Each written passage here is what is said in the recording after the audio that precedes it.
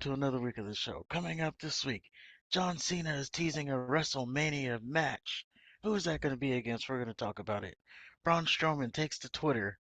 That's all I really need to say about that, and we're going to talk about it.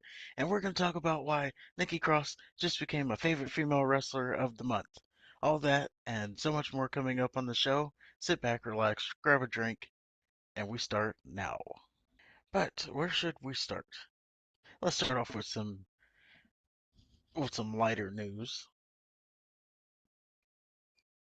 Um, Nick Aldis, he is done with NWA. He did an interview with, Not Sam. yeah, what is his name? Sam Shaw? I don't know. I don't. Doesn't It's matter. not Sam. Yeah, he did an interview on the Not Sam podcast, and he talked about. Well, first of all, he shared that his contract is over, starting in January. Uh, he accidentally spread that news when he went to Instagram. He was just supposed to be sharing to his like group, but then he shared it publicly, so it just got out there. And he said he's done with NWA Yeah, in unfortunately, January. his relationship with Billy Corgan seems to have deteriorated a little bit. Yeah, and I watched the interview and I happened to, because the NWA they come on YouTube, so I watched the show before I heard the interview. I watched the show, and even I knew what he was talking about even before he said it. Like before I heard the interview, because there was this like dude on there. Well, first of all, they got like this 5 foot nothing guy who beat Matt Cardona's whole group. So that was one thing. And then they got some overly comedy guy who's like dressed up. If you've watched American Horror Story, the rubber man who's like wearing all BDSM attire, It's not that ringing a guy, bell. well, he's like wearing all leather and he has like a mask on and like the So it's like little Pulp gag Fiction. ball. Yeah, he's got the little gag ball. Okay. Yeah, yeah, yeah. Yeah, they have that guy there.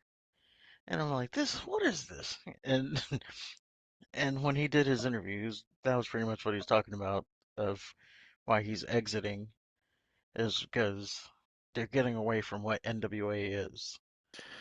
And that's unfortunate because I, they were really they seem to be the one quote unquote promotion that was taking the wrestling aspect of it seriously. So I mean, they weren't focused on the sports entertainment, aspect of it, which I Yeah, well, appreciated. they are now.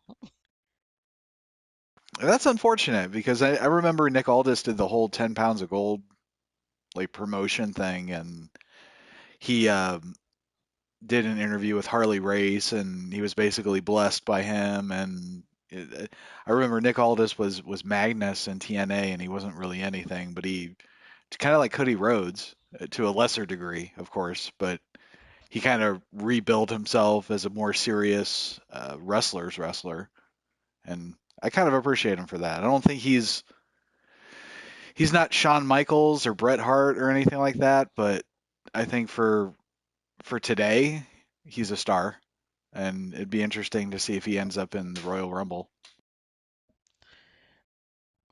Yeah, when I heard that his contract was up in January, I immediately thought, I wonder if he shows up in the Royal Rumble. That would be like a perfect spot for him because the Royal Rumble usually has those surprise entrances. When is the Royal Rumble? Um, End of January. So if his contract is up in January, I don't think that because typically there's a 90-day no compete clause, isn't there? That's just what WWE.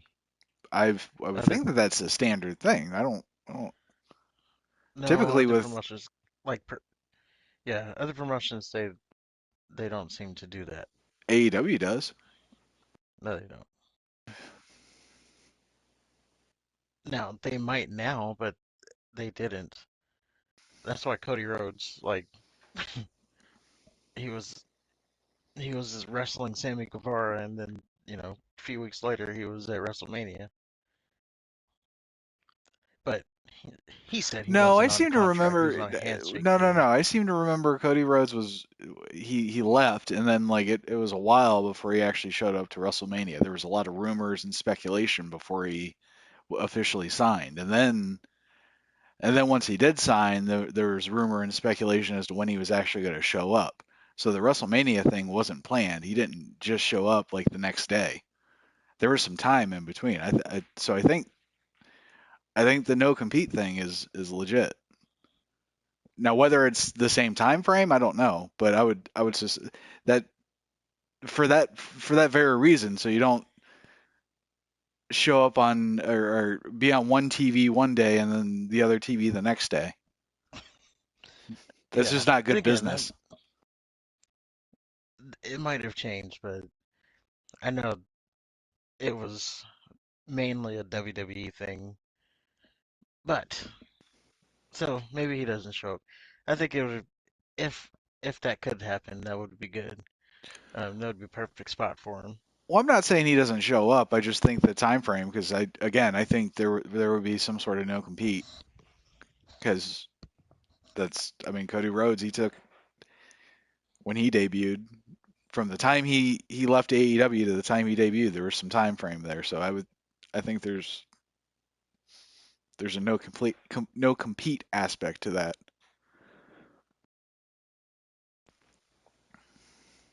Well, there goes that idea. But Nick Aldis could end up in like WrestleMania or something. He's uh Yeah, he could. he's serious enough that he could feud with, I don't know, like Gunther, or hell, even he can revamp his feud with Cody Rhodes, basically to the same angle.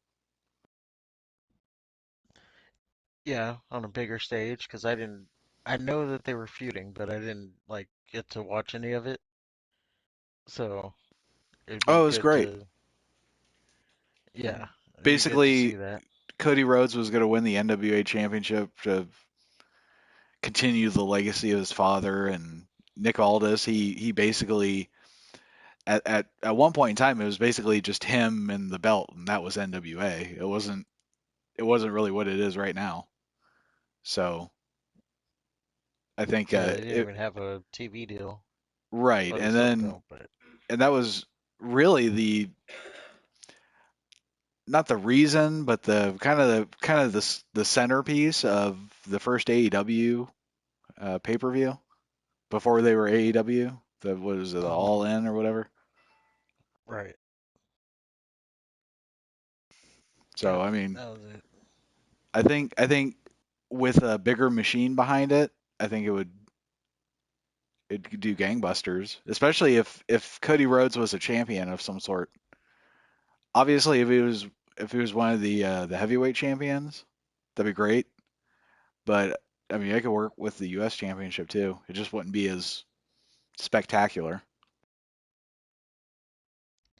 Yeah. Now the one thing though is you can't just bring him in. Like, let's say Cody's a world champion. I don't know how I feel about him just being brought in, being competing for the world title. Wait, wait, Like, wait, we got to wait. build him up. You've been jacking off to fucking Logan Paul ever since he got. Oh man, he deserves to go against Roman. That's a great match. 5 star, 47 star. I said 4. I didn't give it 5 You said because some we have bull. to. You said some shit about. Oh man, if this was the highest match I could give it, I could. I couldn't give it a Shawn Michaels rating because it's not that good, but it's really close. Yeah, I stand by that. And his third match ever, not within WWE, third match ever. And you even got people. in the industry experts, and I put that in quotes, ex wrestlers who say he's better than 90% of the roster already in his third match. That's not a testament to Logan Paul's skills. That's a testament to the lack of skills that the current wrestler today has. Either way, And you notice your 4-star match Logan Paul, he tore up his fucking knees and he's going to miss one of the bigger paydays. So, hurrah. Good on him. well, he did it. And that was the. Uh, we don't need to keep struggling him, but that was the highest bought crown jewel ever. So That, now Logan Paul equals ratings, whatever. and the numbers don't lie. And if Nick Aldis were to just come if Nick Aldis were to just come in and they presented him seriously, yeah, of course he could be elevated to the title, or they could book the match and then give him a couple squash matches in between that, let him beat up on the Miz.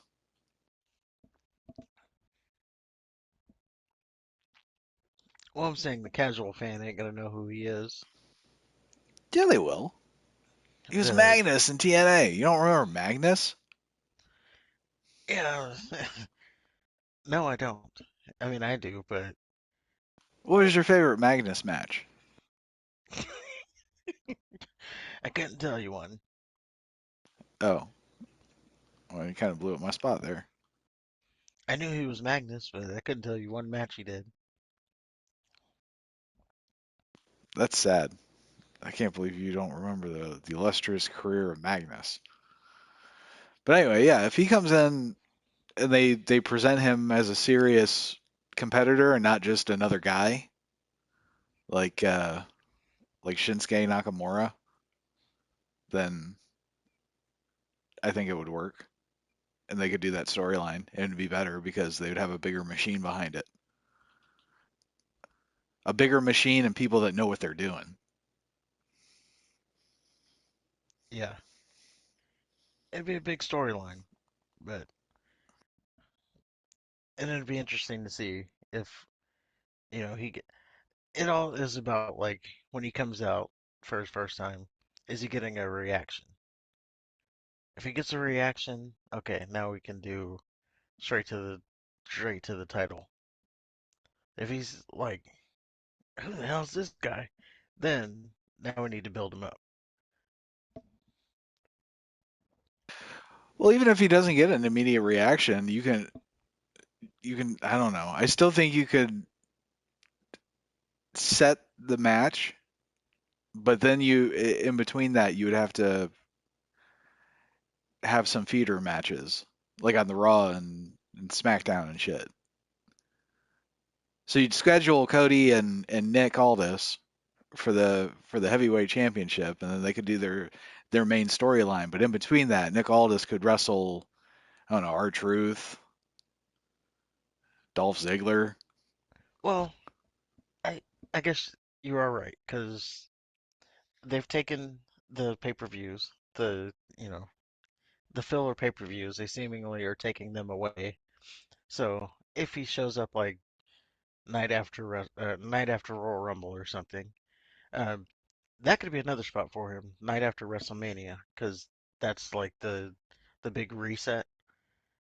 So you bring him Yeah. out um, that Raw after WrestleMania. Everybody's gonna be watching. It's just like that's the biggest Raw of the year. So that would be a good spot for him. But you could bring him out like night after WrestleMania. I'm sorry, night after Royal Rumble. You bring him out. He challenges Cody at WrestleMania. Now you got two months to build that because there's no. Well, I think there's still Elimination Chamber, but he didn't have to wrestle there. I thought they were doing away with that, I think that one's still around, mm, but the other one's like Money in the Bank, which it should be gone. especially, well, we'll get there. Hell in the Cell gone.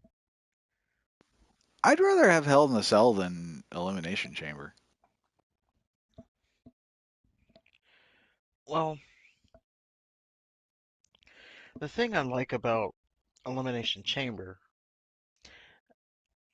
I would say it's turned into something different, right?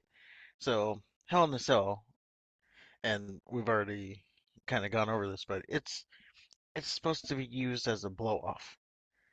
So we don't want to see, oh, these two guys are in Hell in a Cell just because it's October. I want the build of the story to progress to now we need to go through Hell in a Cell. Well, what kind of build is involved with Elimination Chamber? Um, so not recently, because they've gone away from it, but where what it used to be was Hell in the Elimination Chamber was Well, kind of that. no, Hell in the Cell used to be the blow off match. We're not talking about used to be. I'm talking today. We're talking about today's sensibilities. There's no build up. Like I know it used to be kind of like a round robin tournament thing where before you get to the elimination chamber there would be some sort of tournament to even get to a spot to that. And that was compelling.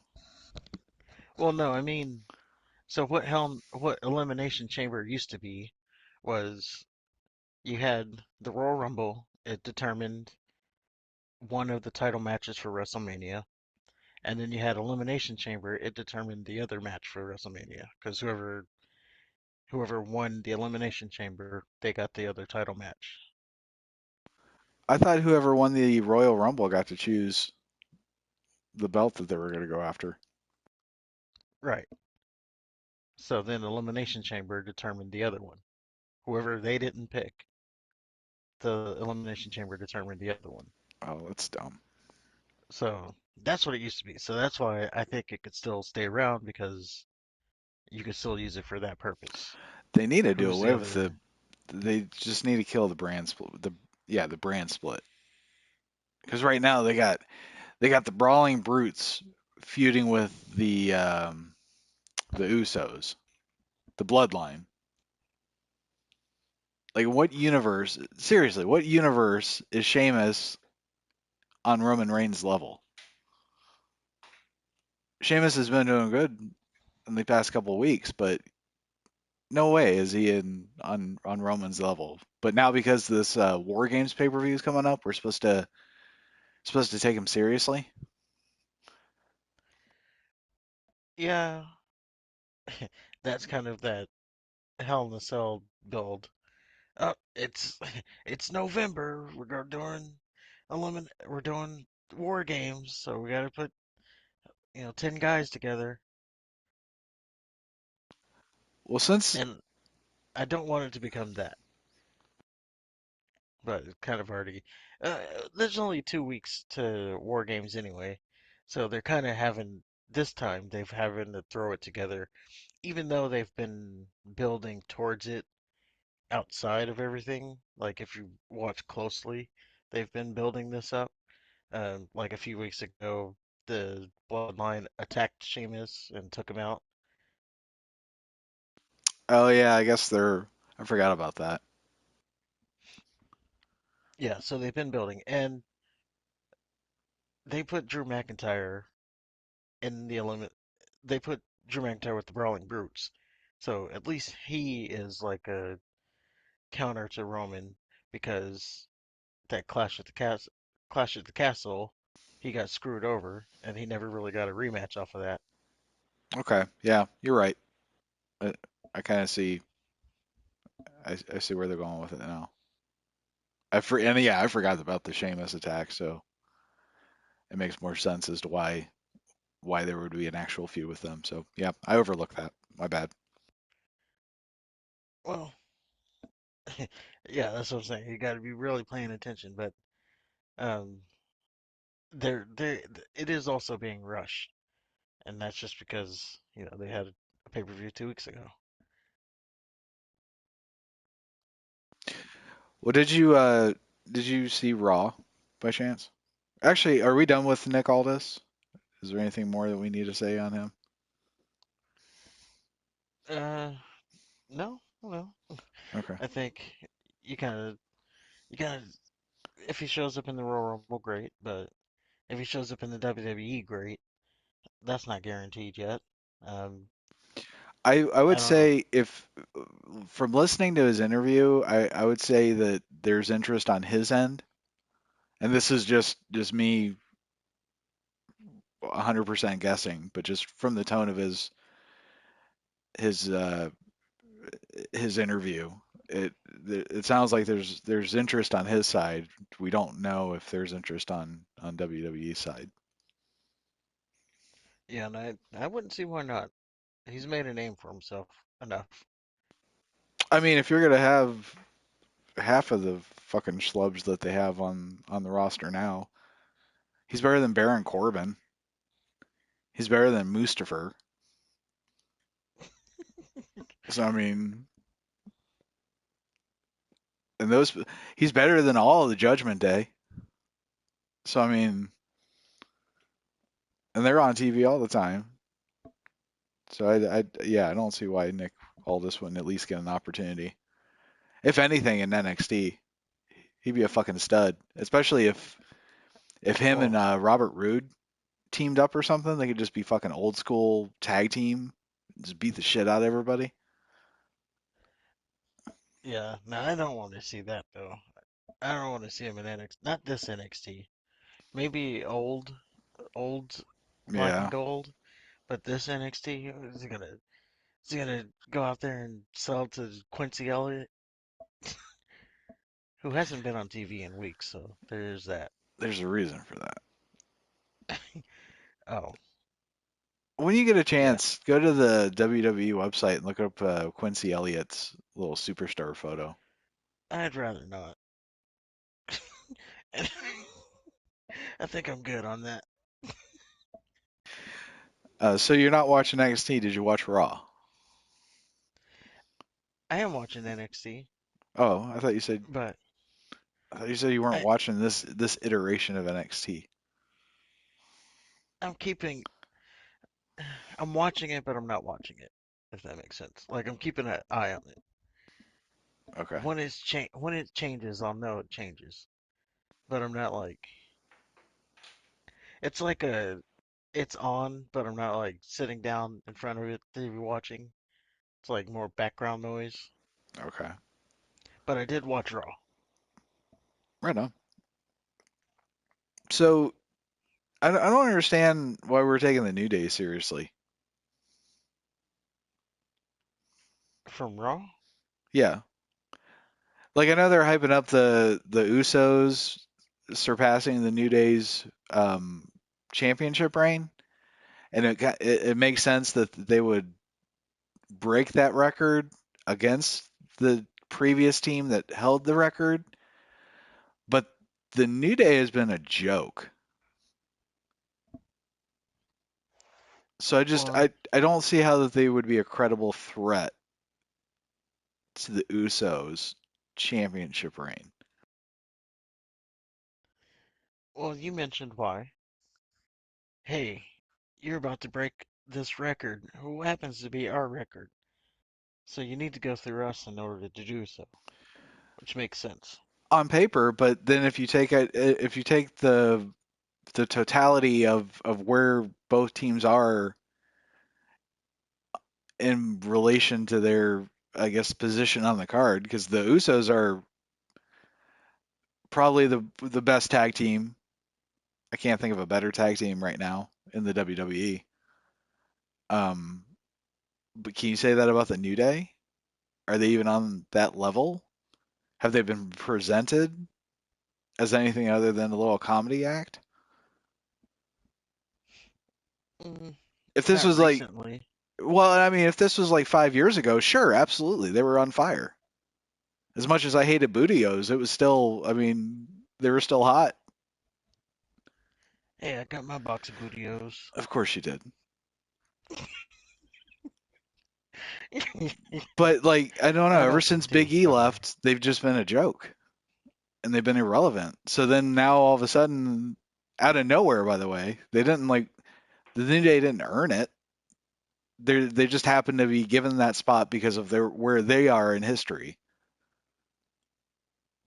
And I But think they that's. but they haven't been presented seriously. They haven't really won anything. They haven't been like in no way were they given any indication that they'd be any sort of threat to the Usos. And it's just I don't know. Maybe I'm Well, I didn't think they were maybe gonna I'm win. overthinking it, but that's just kind of how I felt. I didn't think they were gonna win. I knew that for sure. No, At no, because it's the New Day.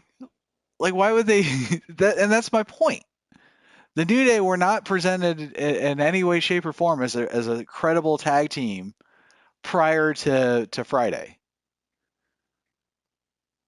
So just yeah, I don't I can know. see. I can see what you're saying. I just the reason it made sense to me was because of the it's my record, so you're gonna have to go through me to get it. But I guess they That's the didn't. only. And my issue is they didn't earn the right to even get to that point. Oh well, so that happened. They had a nice little promo. It was what it was. Any any further thought? I mean, because we could probably go on this topic all night. Do a whole podcast on why the New Day got this title match. It was a good promo back and forth. What the hell was Riddle doing out there? Is the question. Like he came out, he ruined the whole thing with his music, and then His he's talking music about and then his weed references and his just overall presence and that's actually I skipped it as soon as I heard the bro. Fuck that, man. Why the fuck is he on my television? I don't know, but his little weed thing was funny this time. So he has his bongos. No, he tried to get Sakoa Joe to hit his bong, and then Jimmy started playing the bong, and then he goes, "Oh no, it's what was it? It's tap tap pass. Tap tap pass." That was funny.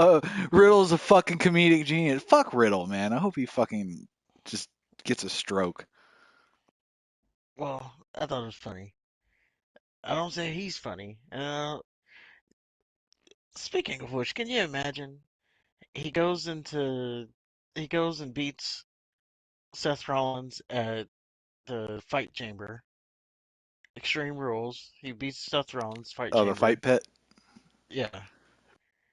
And since then, he's going around talking about hit my bong, and Seth Rollins is like elevated as probably the I don't know. You can argue the top guy on Raw right now, He's and he's the yeah, champion. he's certainly the most consistent. Like I've never been a big Seth Rollins fan. But he's certainly the workhorse, like Ricky Steamboat uh, type right now. He certainly has the most consistent performances. Yeah, and you can argue he's like right now the face of Raw since Roman's not there. He's a champion. Yeah, is Like Roman's Raw? I thought he was SmackDown. he is SmackDown, but he's the Raw champion because he's got the double belts. Right. Okay. So I would say you could say Seth Rollins is there, and at least they're treating him that way. He's the biggest thing on Raw, Yeah. I don't and know. Like I and you said, I've have never Riddle been a over big here talking about hit my bong, fan of his. Yeah, I don't right? anything to do with Riddle. Like I can't stand his just general presence just makes me see red. I don't know how else to describe it. Like everything about him, the way he talks, his little girl panties, his fucking no shoes, his theme music, his weed references. He's not a bad wrestler. If you take all of those things away, he's not bad, but unfortunately, there's the rest of that package, so I can't stomach it.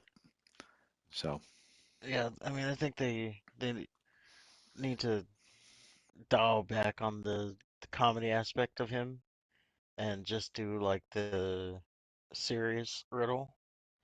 I'm not saying he's got to be serious all the time. He can still joke around, but when he was he was a lot better presented when they were building to the fight pit. Like, when Seth Rollins said, "You want to talk about my family? Let's talk about your family." Oh, that's right, you ain't got one because they left your bitch ass. Yeah, and And then then you have Riddle, Riddle's like, "I'm gonna fucking kill you." yeah, with his little California surfer voice. No, he's not fucking believable at all. He looks like No, Steve-O. he does. When he gets He's mad, got I the think, Steve-O jaw too. yeah, when he gets mad, I think he's just gonna staple his nutsack to a cardboard box. I don't think he's gonna ass kick anybody.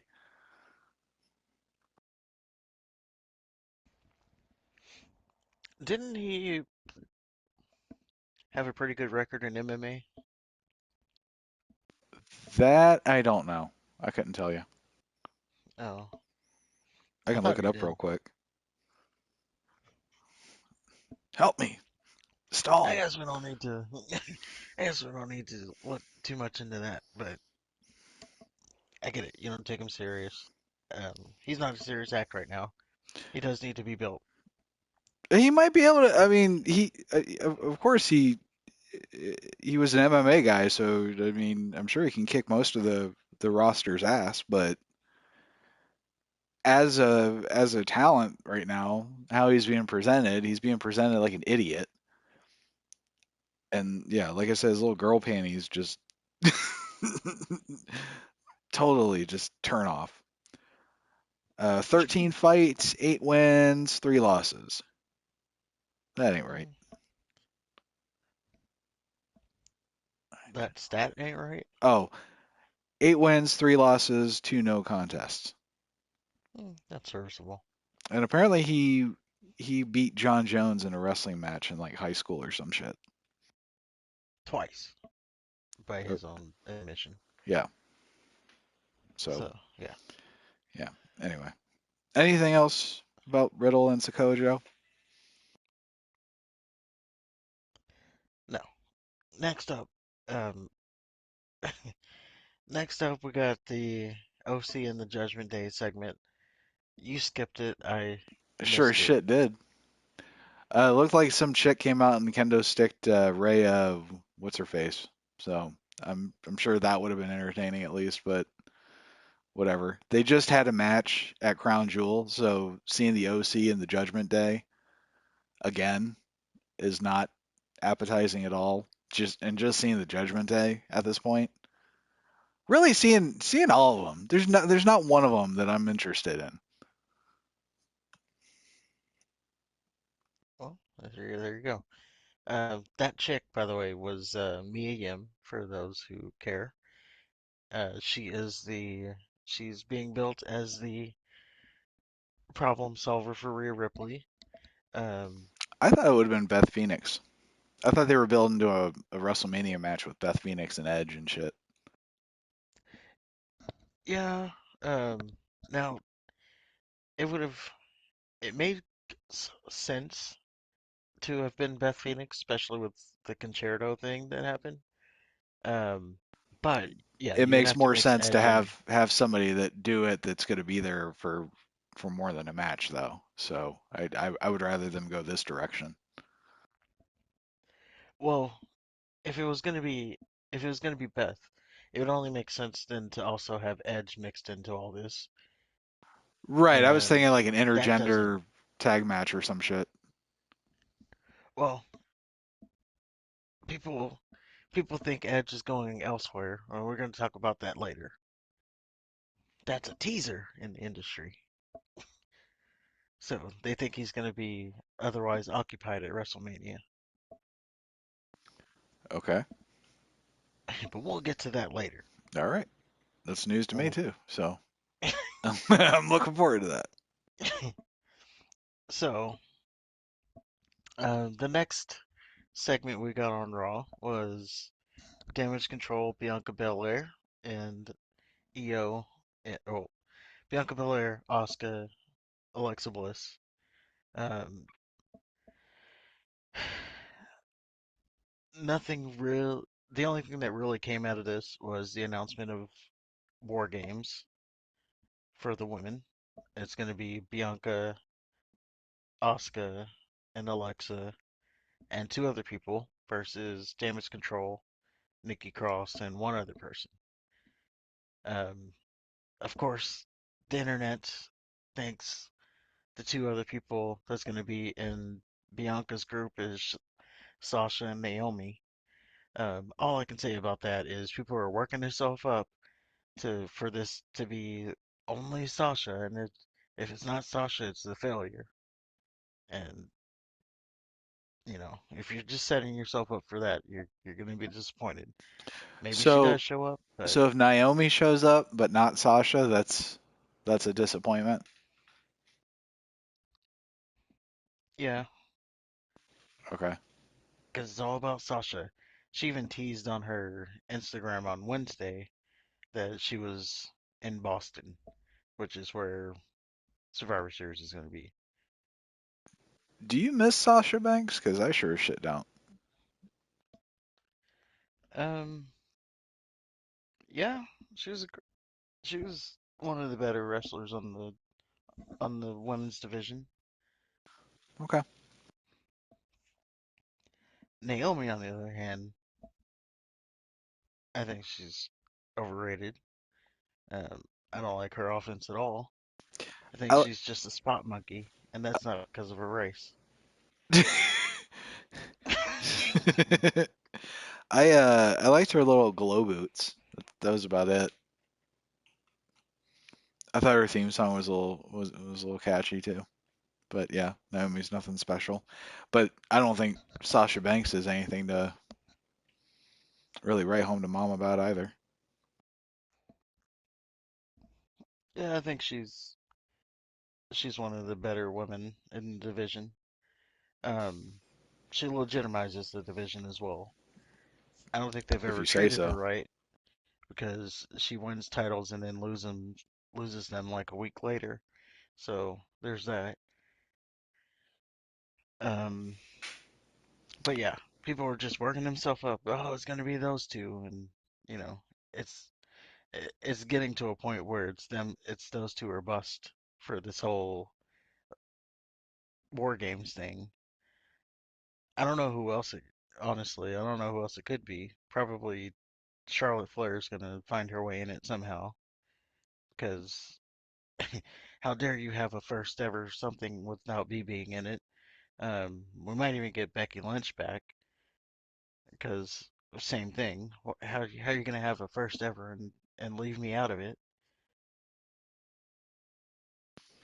Yeah, But then that whatever. leaves that's still that's only two. There's still one more. But they better hurry up because they only have 2 weeks. Now you have, I think this, no. Would this be the last Raw before Elimination or Survivor Series? Maybe there's one more. But you better hurry up because you don't have much time. Well, they could always put like Sonya Deville and Liv Tyler and or Liv Morgan and then Ronda Rousey and the other one, Shayna Baszler. There it is. Shayna Baszler. Whatever. Um, well, Ronda has a match now, so she's off the table. Oh, does she? Yeah. Oh, yay. So I don't know. So Now, wait. Is Roman Reigns he's caught up in war games, so he's not going to defend his belt. But Ronda Rousey is.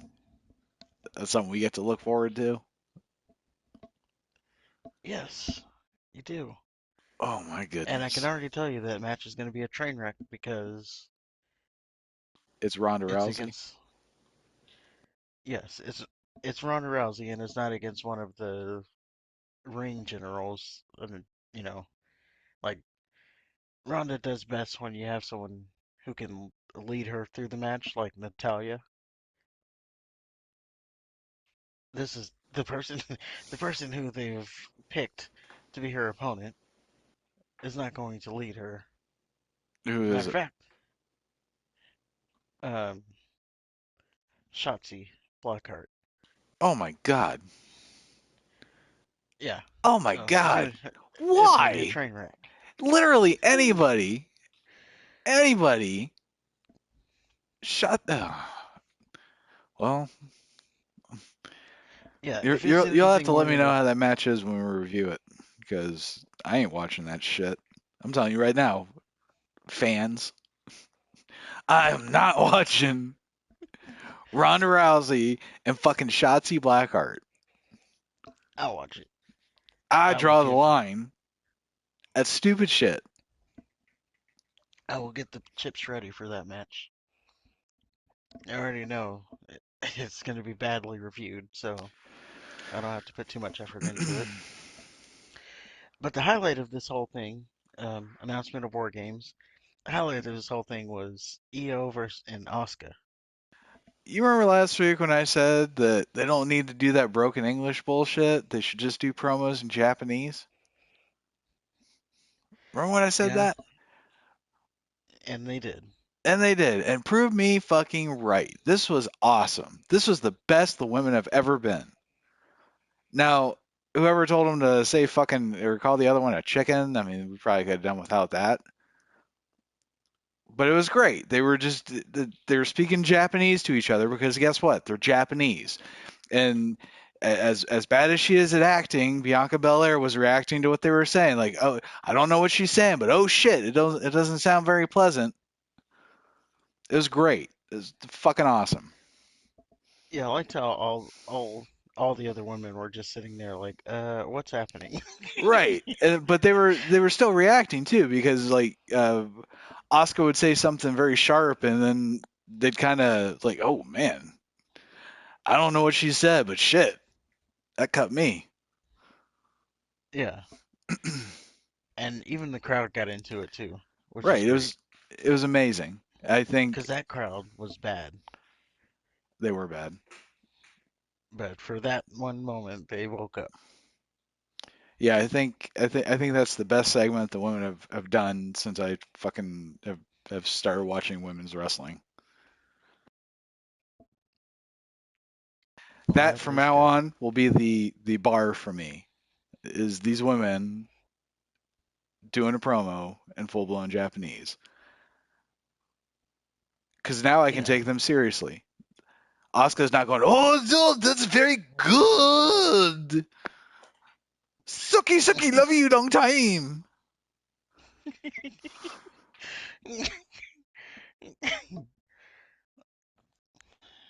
what a song that was. We love you long time.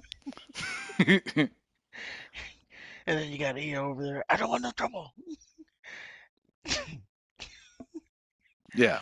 So Like, anyway, it was fucking phenomenal. And it's like they listen to me.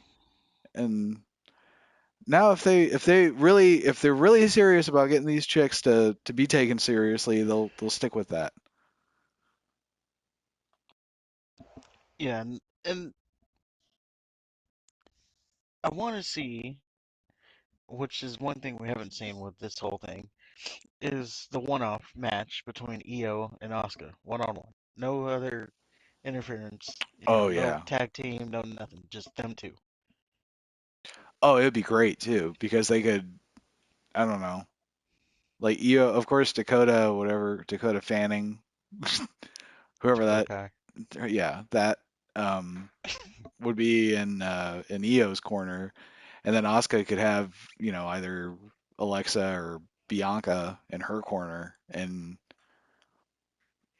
it would just I don't know. It could be like a legit MMA fight, like not not the actual match, but just the promotion. Like you could show them both training and just fucking just ass kicking, and the whole thing would just be in Japanese. Like they're not here to be a little clown. They're not here to entertain. They're just here to rip the other one's throat out.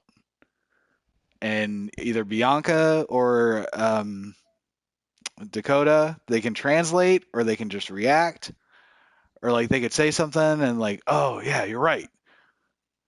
Asuka should fear for her life, or something like that. But if it could Yeah, be taken seriously, and they could just once they get to the match, they could just fucking beat the fuck out of each other. and just go crazy and just be crazy Japanese wrestlers.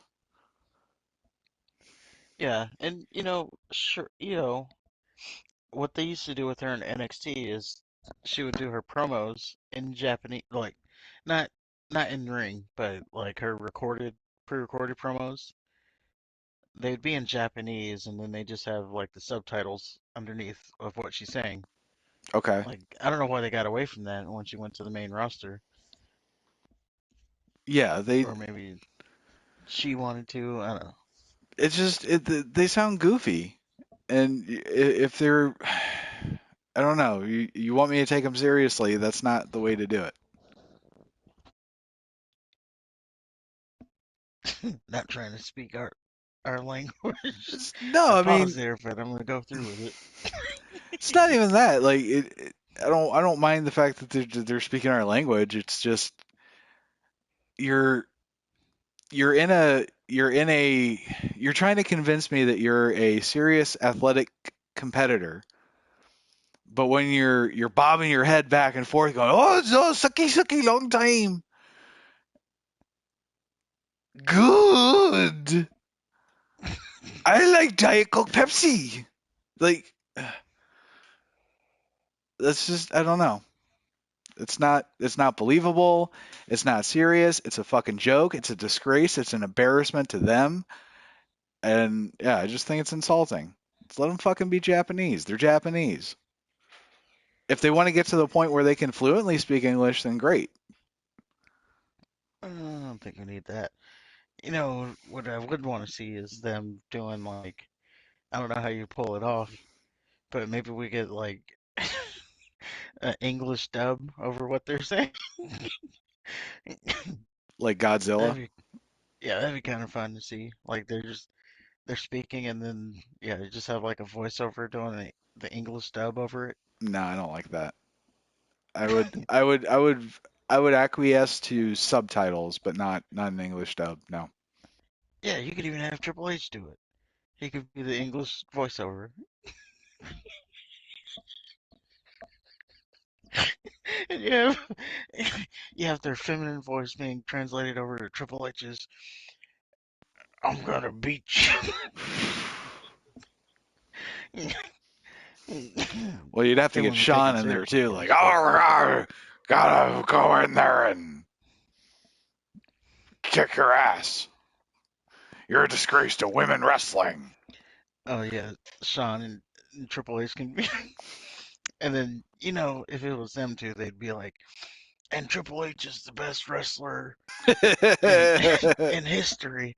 Yeah, but Shawn Michaels was a little bit better, and he could beat Triple H. He could go all night long. Yeah,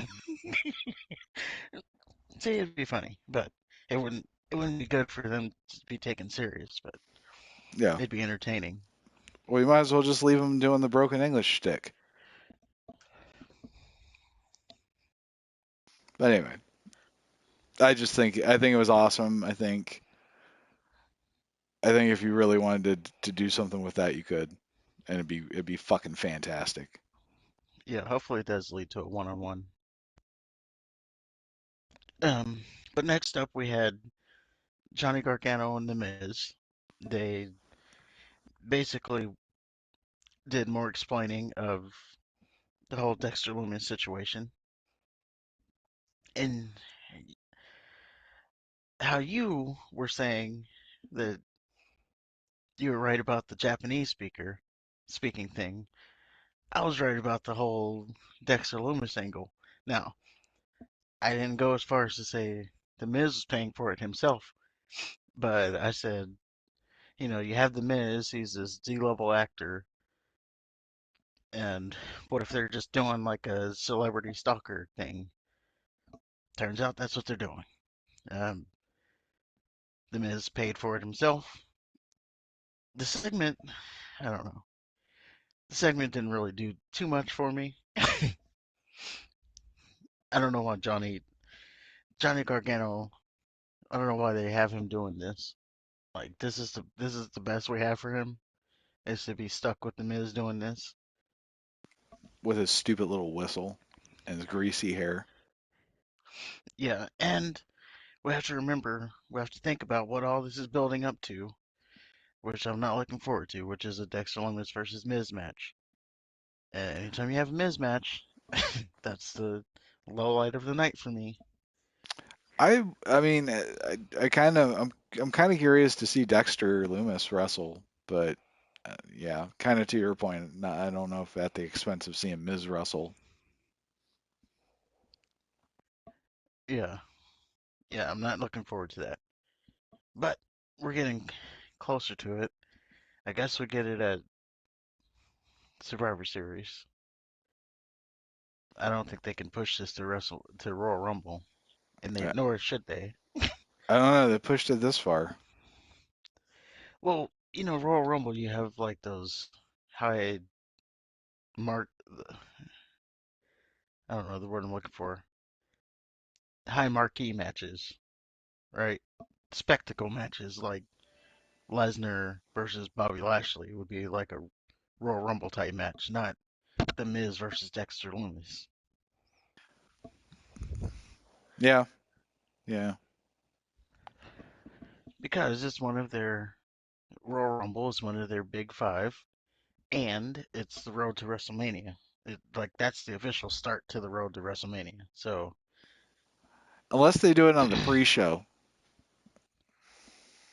yeah, yeah, you could do it there. I don't watch the pre-show, so yeah, have him wrestle there. But yeah, I Make him didn't. wrestle for 30 minutes on the pre-show. I'm not a fan of Gargano, and I did kind of catch that Miz was paying Dexter Loomis, and I don't care, so I skipped it. Skipped it I to don't the care in the grand scheme of things, but it's just I just like that I said that angle, and then that's turns out what happened. yeah. Hopefully that makes us sound like we know what we're talking about, right? Right, and that's uh clue. If you want to put our tinfoil hats on, that's clue number two that they may or may not be listening to us.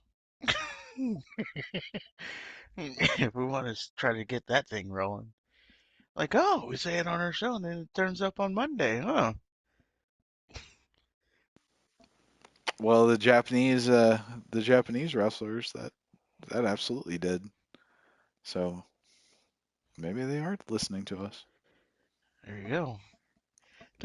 And well, and we'll get to the SmackDown part, but it looks like things are starting to pick up with Bray Wyatt too. So I don't know, maybe they are listening. Our voices are being heard, and you guys are in on that. So continue to hit that like button. There's the shameless plug. Um, Now let's talk about because not in the notes here. Let's talk about two things that I kind of picked up on for Raw. Number one, it looks like we're teasing that the Hurt Business is getting back together because Shelton Benjamin had a match and Cedric Alexander had a match. Previously, these two have just been sitting in catering, and now they finally show up, have matches. They both lost, of course. But that's beyond the point. The bigger picture is they were both on the TV show, along with Bobby Lashley being Hurt Business Bobby Lashley. So I think we're teasing that the Hurt Business is getting back together. Okay. Um, if you're not familiar with the Hurt Business, um, during the pandemic when they were doing the Raw Underground, the Hurt Business became a thing, and it was just basically the four guys, the four being Cedric Alexander, Shelton Benjamin, Bobby Lashley, MVP. Um, it was that group. They would just walk around in nice suits and beat the hell out of people. That was pretty much the Hurt Business. It was a short stint. They only went for like I don't know 2 months tops, and then Vince decided to break them up because the group started to get over. So it looks like we are going back to the Hurt Business, and I am down for it. It was almost like a modern day Nation of Domination, and I guess the only way that could be compared is because they're all black. But Well, I for one can't wait until we have yet another faction to to watch on Mondays. hey, you know what we might be building towards with all these factions? A trios title. Ugh. Which, yeah, I wasn't for the trios title. They do it in AEW, they do it in ROH, they do it in I think they do it in oh, anyway. They do it in other promotions. Yeah, anything And AEW does, WWE should do the opposite. well, it was supposed to be the other way around. AEW is supposed to be doing the opposite of what WWE does. But now they're all doing kind of the same thing. Yep, Um, which is what I said from day one, but you know. anyway, we're not gonna we're not gonna go down that rabbit hole. Maybe one day we could start like I could do a 5 minute AEW rundown, but that's another story for another day. 5 good minutes. But yeah, I guess we're teasing the Hurt Business coming back, and then as I said at the top of the show, Nikki Cross became my favorite female wrestler of the month. She might be my favorite female wrestler for a while. The reason is because on the show she had a 24/7 title match against Dana Brooke, and the match was nothing. She beat Dana Brooke in like 90 seconds, which it went 90 seconds longer than it really should have, given that it was a 24/7 title and most of the title changes are by roll up. But Nikki Cross, she wins the title. Post now, right after she wins the title, while she's in the ring, she like walks out of the ring. She doesn't even grab the title. So that was number one clue. And Damage Control, who was out there with her, they grab the title. They put it on her shoulder, walk out of the arena, and you thought that was it. And we cut to a backstage segment where they're still walking. Nikki Cross is walking. She's looking up at the ceiling, She's walking like a and retard. She's just oh, let's go walk. She does this like phony little crazy laugh shit, and it's just really, yeah, it's funny, it's fake. But sorry, I was trying to set the picture. I didn't mean to interrupt.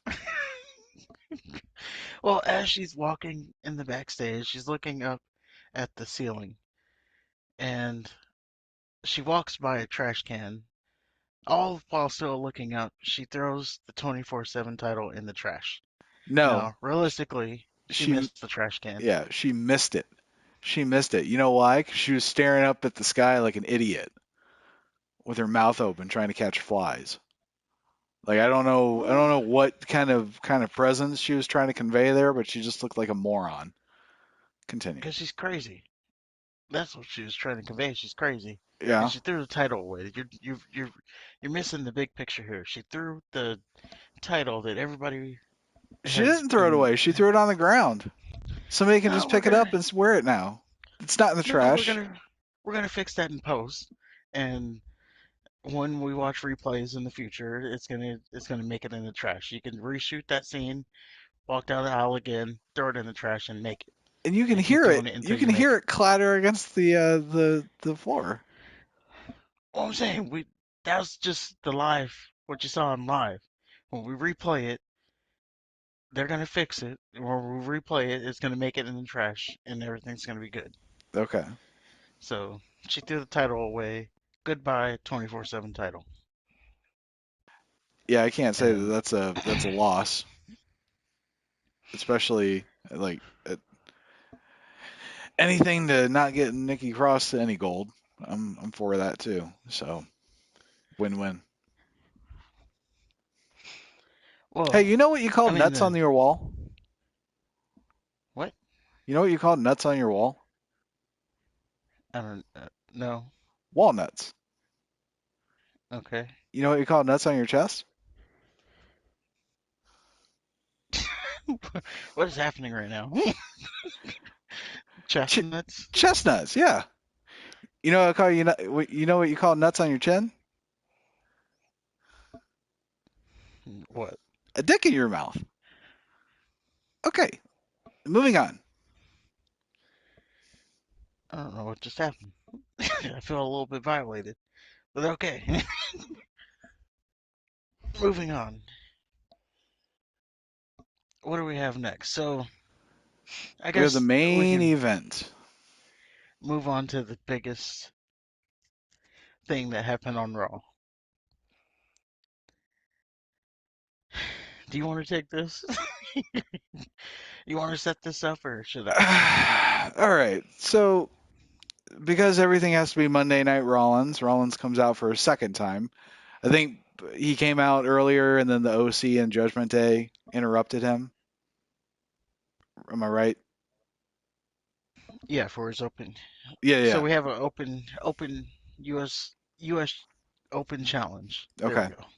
So he comes out and he talks his shit, and he lays out the open challenge, and of course Mustafa comes out on the Titantron, suggesting that he is going to take up Seth Rollins on his open challenge. However, before he can get that out, he gets yanked out off screen, and then you hear a struggle and fake beating up, and then nothing, and then all of a sudden you see Bobby Lashley and his big ass and his unnecessarily white teeth, saying that there's two reasons. Man, his teeth are glow in the dark. God damn. But basically saying the two reasons why he doesn't have the U.S. belt are because of Brock Lesnar, whose ass he just whooped at Crown Jewel, and Seth Rollins. And then before he could finish, Mustafa comes out and starts wailing on Bobby Lashley, and then Bobby Lashley just throws him like a sack of shit, which was the best Mustafa has ever looked. So he gets thrown like That was a great. yeah. So he gets thrown like a sack of shit, and then he says, "As I was saying, I accept your challenge." So then he goes out to face Seth Rollins. So then we're getting into the match. Bobby Lashley comes out. He just whoops the shit out of Seth Rollins. Nothing starts. Nothing happens. He just beats the fuck out of Seth Rollins. And then at some point he just goes, "Okay, I'm done." And then he walks back to the dressing room. As he's walking back, Austin Theory comes out. Why is Austin Theory coming out? Don't know, but there he is. He walks by Bobby Lashley, who he's not looking at him, but there's no way he didn't see him. He comes out, and then he sees Seth Rollins, who's laid out by the table, and he's just staring at him and staring at him, and you can see the gears turning in Baby Cena's head, and all of a sudden he goes, "I want to cash this in." Hmm. So let me just recap. Bobby Lashley wants his U.S. title back, goes out, beats the fuck out of Seth Rollins, decides that he's just gonna stop, go back to the dressing room, and I don't know, have a wine spritzer or something. As he's going back, Austin Theory comes out, takes his money in the bank briefcase, the little contract that says that he could pick any fucking title within WWE that he wants, and he says, "You know what? Seth Rollins' U.S. title is the one that I want." So that's what happens. And then you know what? Austin Theory begins to hit Seth Rollins with every fucking move in his arsenal. Every single move. And you know what Seth Rollins, happens? who just got destroyed by Bobby Lashley, by the way. Who just got his ass whooped by Bobby fucking Lashley, who, by the way, is a fantastic heel. If there's one bright spot in this whole thing, is Bobby Lashley as a monster heel is amazing. I would pay to see Bobby Lashley just beat the shit out of the roster for 3 hours. The women doing Japanese promos, and Bobby Lashley just crushing heads. That's an award-winning wrestling show. But anyway, so he gets his ass whooped by Bobby Lashley. He then proceeds to get hit with every move in Austin Theory's arsenal, and he kicks out at every fucking single one of them. Every single one of them. What's more, Bobby Lashley, as Theory, I don't know what his move is. Like, he kept trying to hit it, and he finally did, but I didn't really see what it is. What does he do? So it's actually a stupid move. It's a fireman's carry into like a knee. Like he drops him on a knee, on his knee. Oh, okay. So he does So that. kind of F5, but instead of dropping to the ground, he drops him on the knee. Okay. So he does that, and it was nice. They were building up to the fact that he kept trying to hit it, but then Seth Rollins would get out of it at the last second. But then he finally hits it. He goes to pin Seth Rollins, and this is it. This is it. Rollins is motionless. Whatever. At some point, Bobby Lashley's fucking stupid self, he goes, "Oh, well, I was just in the middle of a U.S. title match." He comes back out and pulls Austin Theory off of Seth Rollins. Then, or wait, did he pull Seth Rollins out of the ring? Anyway, he interrupts the count.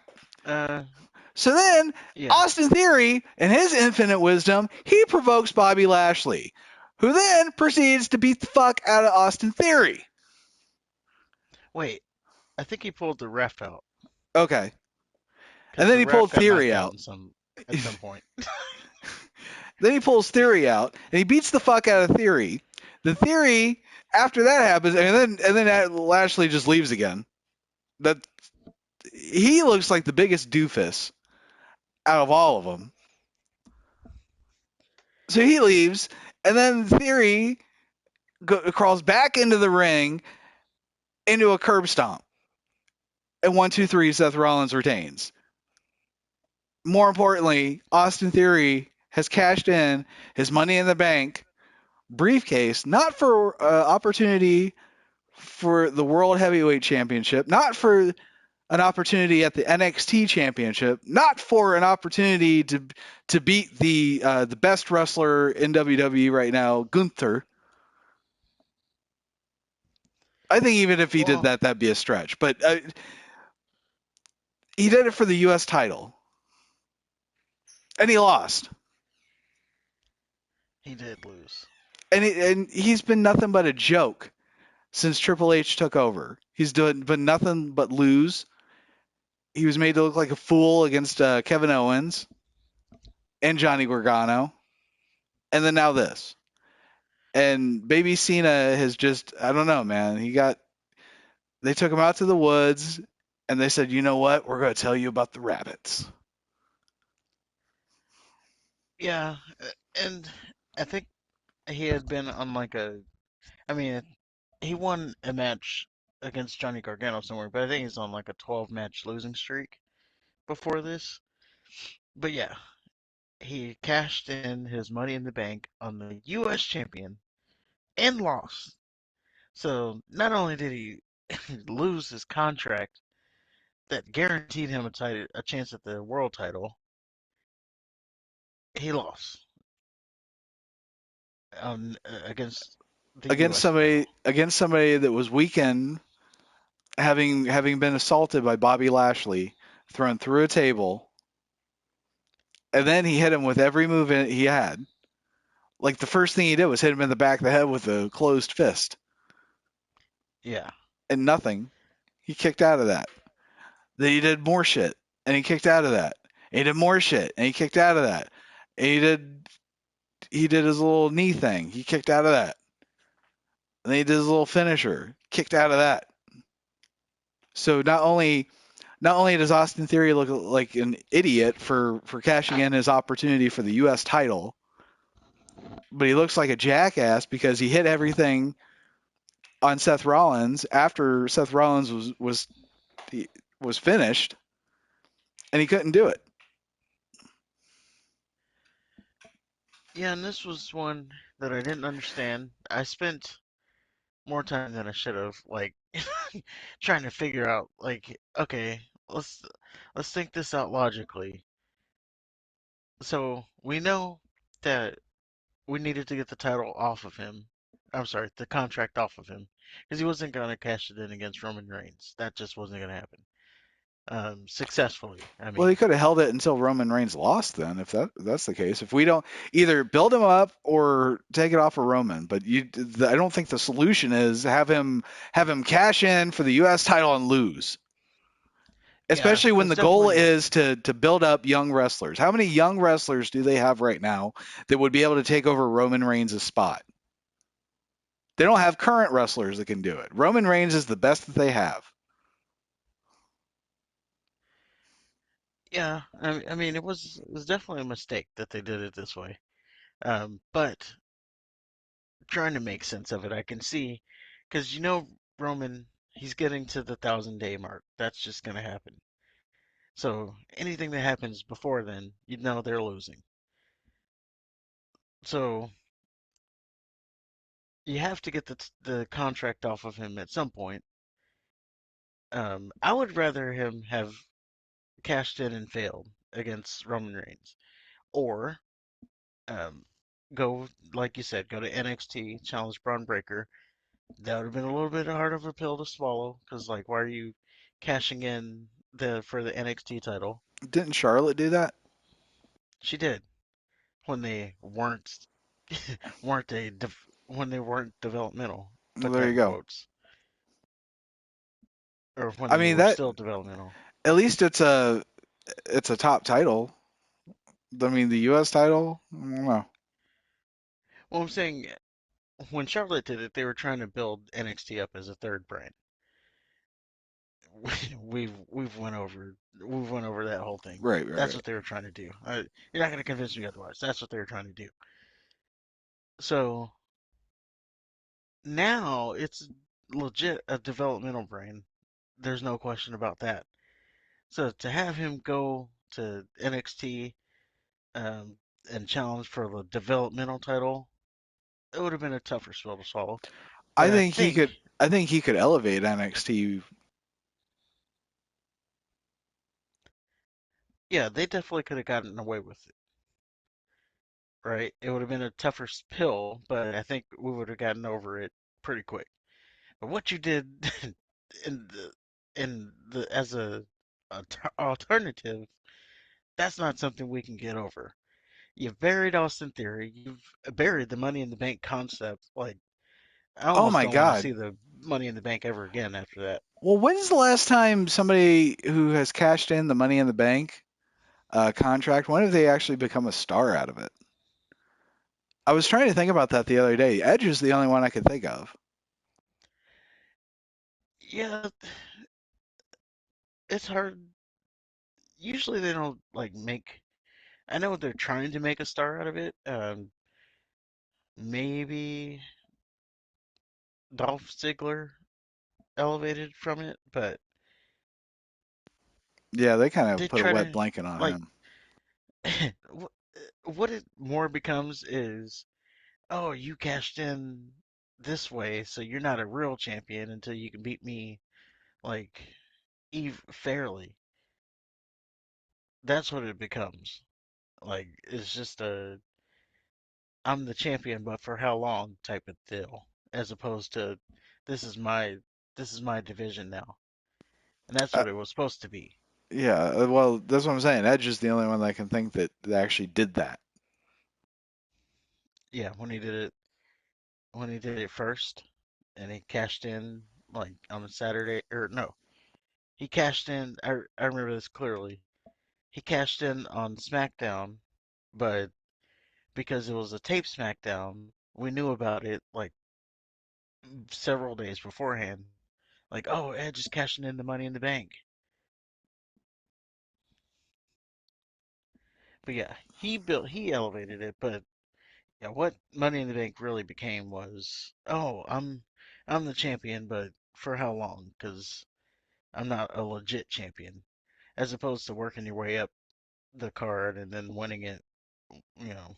without Money in the Bank. Although it's supposed to elevate you as a new star. I guess the one thing you can see is that's the guy they're high on. So RVD, that was one, and he probably had the best cash in when he cashed in against John Cena at One Night Stand. Okay. That was one. Okay. I That was don't. probably the highlight of the Money in the Bank for me.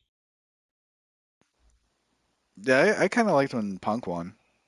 I didn't like how he. I didn't like after he cashed in his briefcases, but the build-ups I enjoyed. Yeah, but now you've buried that concept because you've wasted our time. So now we're not going to take it seriously. Right. And And I then say you that, but then they put it back on WrestleMania. Someone wins it. We're gonna forget all about it. New shiny toy. Um, if you say so, I don't know, man. It's hard to see what they did to Austin, little baby Cena, and yeah, then and just then forget all you're about that. thinking is like, yeah, now you're thinking is like, oh, I don't want to take it serious because you're gonna hurt me again. It's like that one of those relationships. Oh, I don't know if I can trust you anymore. No, you can trust me, and then you get back in a relationship and get cheated on again. Anyway, it's not like a therapy session or anything. I'm just It, using ki- that as an example. it kind of makes me wonder if like he made a pass at Stephanie or something. Yeah, I don't know what's wrong. Some would say it's Triple H undoing like what Vince did, but before he was a Vince guy, he was a Triple H guy for sure. Triple H is the one that brought him in. So I don't know why Triple H would have turned on him because he became such a Vince guy. They wanted him to be the next Cena. Right. Clearly. I don't call him baby Cena for nothing. He looks just like him. He looks just like him when he was the prototype. Except for Yeah, he has facial hair. It's the only difference. yeah. So also, I don't know how you build him back up from here. I'm not saying you can't. I'm just saying it's going to be hard. Um, Cena, he failed a cash in. Baron Corbin failed a cash in. So it's not the first time it's happened.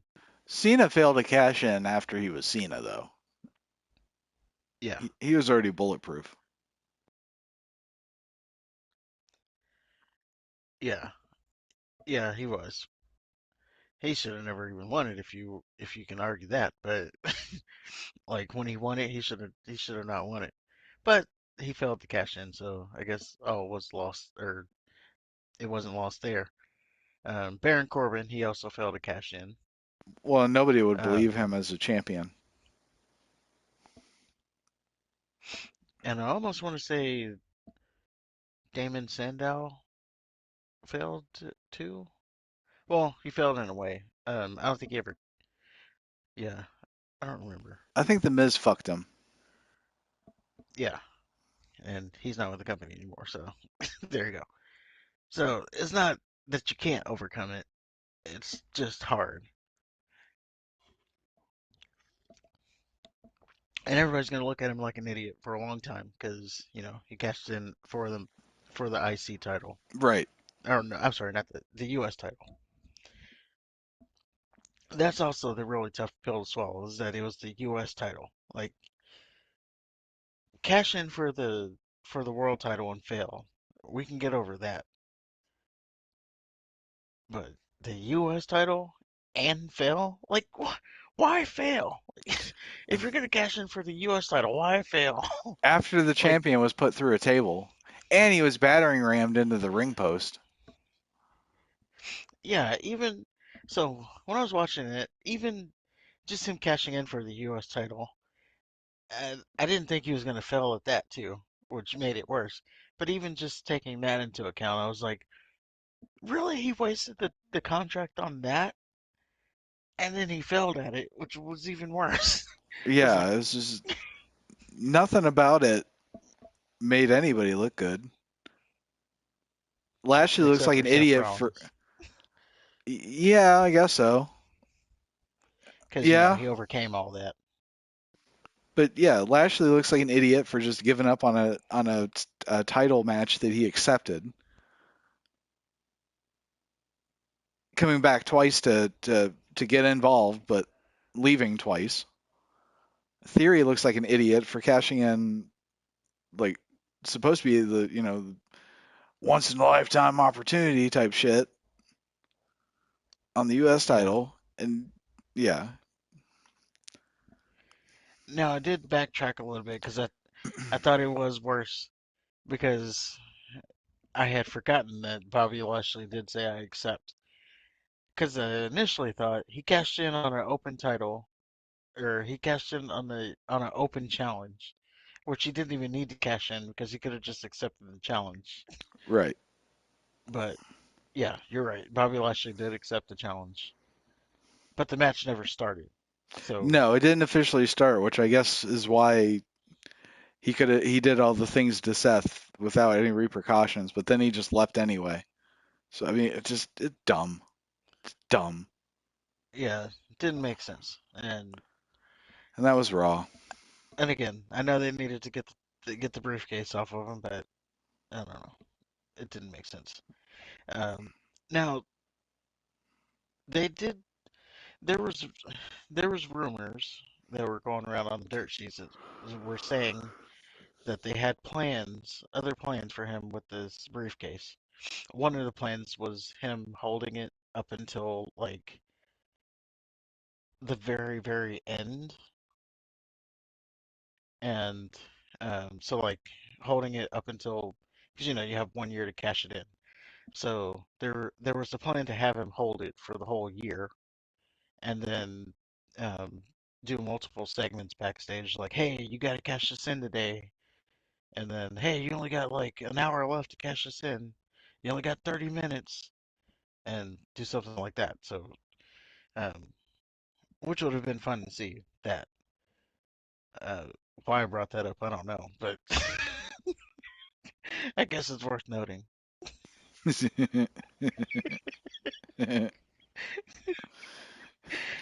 All right, No idea why I brought that up. and that was Raw. Any other thoughts before we move on to SmackDown? Nope. All right, so real quick, starting off with SmackDown. Right off the bat, we got the Usos versus New Day. Now I know earlier I said that I wasn't excited for the match, but then the match actually happened, and it was actually really good. I enjoyed every minute of it. Um, I liked the Jimmy when Jimmy pulled Woods off the apron, that little spot. I thought that was nice little psychology storytelling. Hmm. And at first I thought there were way too many false finishes, but just when you take over when you take a look at the overall match, it made sense because they all gave each other everything that they had, and then there was that moment where they had the standoff, and they're all just kind of nodding at each other, like, all right, yeah. Like you can see that they all earned each other's respect, and they all started wailing on each other, and then that was really good. But yeah, right, right finish happened. Usos won. They won clean. No weird outside interference, and they shouldn't need outside interference to beat the New Day. And yeah, it was great. Yeah, and that was the biggest part of it is that they won clean. No, Right. no outside interference, no bloodline at side on the ring side. they this was the match that makes them the champions for the tag team division. Just real quick, when I say tag team, who pops in your head first? Just any old tag team? Any tag team. When I just say tag team wrestling, who pops in your head? The Midnight Express. Okay. Mine is Legion of Doom. Okay. Just that's just who pops in my head when I hear tag team. Them or the Steiner brothers. Snyder Yeah, Brothers are good. but yeah, they become the number one tag team record wise, or I'm sorry, title reign wise. Um, and I like that they did that clean with no outside Yeah. interference at all. Sakoa Joe didn't step in. We didn't see Sammy. We didn't see Paul Heyman. Roman doesn't seem to get involved with the distraction shit, so I never expected to see him to begin with. But yeah, it was nice to just see a. I, I think I think Raw had a bunch of clean finishes too, so maybe they're listening to us on that aspect of it as well. Quite the stark turnaround from last week when every finish was The an same, interference. yeah. Yeah. All right. So moving on, we have the World Cup tournament. Now, forget all the entrants. I noticed that the prominent ones were Strowman and Zayn. Yeah, so we have Sami Zayn, Braun Strowman, um, Mustafa, Santos Escobar,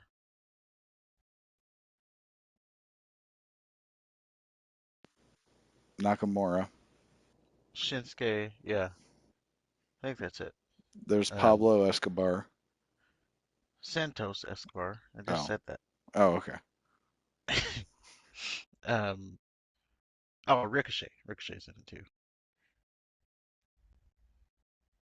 Oh boy. Ricochet. Um, we're gonna come back to that later because that's something worth mentioning. But yeah, so it's the World Cup. Jinder Mahal was in it too. He's Oh already yeah, out, yeah, yeah, he so you don't was. have to worry about Yeah. that. um, it's just the World Cup to coincide with the World Cup that's going on in soccer, and the winner's going to get a match against Gunther. That being said, if I could do a quick guess, I would say it's probably going to be Braun Strowman. I could see it being either Zayn or Strowman. I could see the Bloodline helping Zayn beat Strowman, but I could also see Gunther and Strowman being the more compelling match. Well, I think the match is I think it's going to be at Survivor Series. If it's at Survivor Series, Sami Zayn is going to be in the War Games, so he's not going to be able to do both, Right. and he shouldn't be losing two times in one night. So that he should be winning because he should not be losing. More importantly, but because I think it's going to be on the same night as Survivor Series, that kind of eliminates him from that. Probably. Oh, Pete Dunne's in it as well, or Butch is his name. Um, I'm guessing they're gonna cost Sammy the match in some way.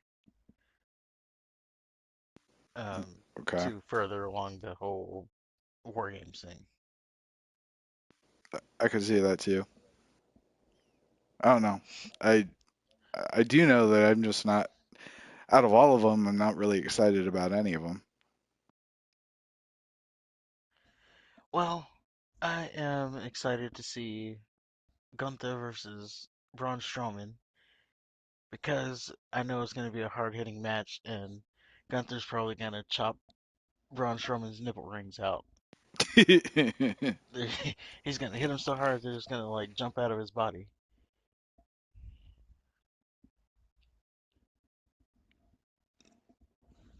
He likes Um, showing off those nipple rings. I don't think he shows them off. Yeah, he does. He takes It's his like shirt off and it's he not like they're big protrudes hoops his or anything. nipples. They're big enough. You could barely see him. They stick out like a sore thumb. Well, because you look at him. How can you not look at them? I'm saying if you're not paying close attention, you can't see him. They You glisten know, in the light. They're like little if they're like stars. if they're like big hoops or something, then I was like, okay, but you barely know they're there. I told you, they gleam off the light. They twinkle. Yeah, as you gotta get hit by the light.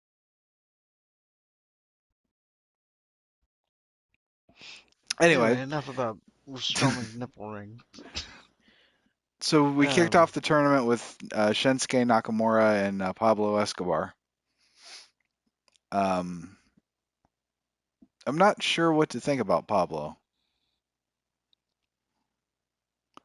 I well, kind of like the still not presentation. his name, I, I, I kind of like the Pablo's, the presentation and the look and the mask thing is kind of cool. But I don't know. I don't know what else. I'm cautiously optimistic. I thought Shinsuke was great as always, but unfortunately he's kind of a clown now. So I didn't. I'm not surprised he lost. I'm sad, but not surprised. yeah, they did point out that he's going to be wrestling the Great Muta, Yeah. so nice to see them mentioning that. Mention that. But yeah, it was a good match. Not really too much to dive into there. Escobar won and moves on to who we don't know yet. That's still, I don't think they've released the bracket yet, but doesn't really matter. Um, Next we had a six-pack challenge for Ronda Rousey's title. Uh, I'm sorry, for a chance at Ronda Rousey's title. This is also going to happen at War Games. You have Shotzi, you have Liv Morgan, Lacey Evans, Sonya Deville, and Xia Xia Li and Raquel Rodriguez. A bunch of jobbers. None of who I just mentioned were gonna beat Ronda Rousey anyway. Shotzi won the match. She's gonna go on to wrestle Ronda Rousey in I'm already predicting a bad match. So there you go. Yeah, I skipped it as soon as I saw Liv Morgan, so whatever. What did you think about the LA Knight Bray Wyatt exchange? Um, it was interesting. I was definitely like paying attention. Um, my one drawback of this whole thing is we just re-debuted LA Knight and Bray Wyatt. So if they're already like gonna be wrestling, who loses that? Because none of them should really be losing yet. So that's my one drawback from it, but it was interesting. Yeah, I see what you're saying. I don't know. I still see Eli Drake, so if he loses, I'm okay with that. And thank God. I mean, he headbutted LA Knight, so he did something. There you go. You got a wrestling move. I don't At know if you least can. I don't know if you can qualify a headbutt as a wrestling you move, didn't but get, and more importantly, you didn't get Uncle Howdy. Um, it started out with Bray trying to recruit him, um, as as to being in the Wyatt Six. Uh, I guess we should go ahead and mention that Bray Wyatt. There was a report that came out that Bray Wyatt is also trying to get back Eric Rowan and Bo Dallas, his brother, Oh, to he be in said his that little group. that's who he likes to or he'd like to work with. Yeah, so he wants them to be in this Wyatt Six. Okay. So just something to point out there. But yeah, there was that segment. Um, I don't know if I'm going out of order. I am. So next up, it was Jinder Mahal versus Braun Strowman. And again, they did their little. This was also the World Cup qualifier or tournament match. It was over in a couple minutes. Of course, Braun Strowman won. I thought Mahal Um, got way too much offense. he did, he did, but he also attacked him from behind, so I could see that. I think like so he attacked him from behind. There was a point where he got Strowman to the ground. I thought at that point it was too much. Right, Like he shouldn't have right. gotten him off his feet. Like I understand you're hitting him from behind. Maybe you get a couple shots off, but yeah, he got him off his feet, which was a little too much. Well, if he's really a monster, he should have shrugged it off. You know, just Yeah, he doesn't he's not wrestling like a monster among men. He's just wrestling like a dude, which is fine if he wants to wrestle like a dude. But don't tell me you're a fucking monster then. he's a monster among monsters Whatever. now. He doesn't look the part. So directly after that match, we go into another. Well, it was teased as a match. It was Zelina Vega versus B-Fab of Hit Row. But before the match starts, the Viking Raiders took the chance to make their re-debut with Sarah Logan, which is definitely good because she's married to um, Eric. No, sorry, she's married to Ivar, the bigger one. Okay. Worth noting there. And it is worth noting because they're in a group together now. Um, what'd you think of their presentation? I thought it was great. I liked the fact that they just came in, kicked ass, took names. I think I think the Sarah Long, I think she could be something in the women's division. I like her little headbutt move that she did. It's pretty fucking fierce looking. She looks like a warrior Viking queen, so As I'm she down with should. it. Yeah. So yeah, I'm into it. We'll see we'll see how it goes. We'll see like how they're presented against like the Usos. If they're just relegated to fighting the brawling brutes forever, then you know it'll be what it is. But right now, I like it. Well, they had been being they had been being built up as like monster tag team before they got hurt, before they had to go away. Um, so yeah, it's good to see that they're kind of picking up that build, um, because there were jokes beforehand. And Right. Sarah Logan, let's talk about her for a minute. Sarah Logan, her presentation. So she has like she has her kind of her the top part of her head shaved. She has dreadlocks, um, black face, half of her face, She's got black and war paint over her eyes, and she's got like a line going from the center of her eyes going all the way down like the middle of her face. kind of like the those vampire things in Blade 2. Yeah. And then she also has like black on her fingertips, um, kind of like part of the possession. And then she has her Viking gear that's like tattered. Very good presentation. Now here's the problem. Some eagle-eyed fans may or may not have caught on to the fact that she looks an awful lot like Max the Destroyer, um, from Ring of Honor. I don't know So, who that is. um, you know who it is, and I'm gonna tell you why you know who it is.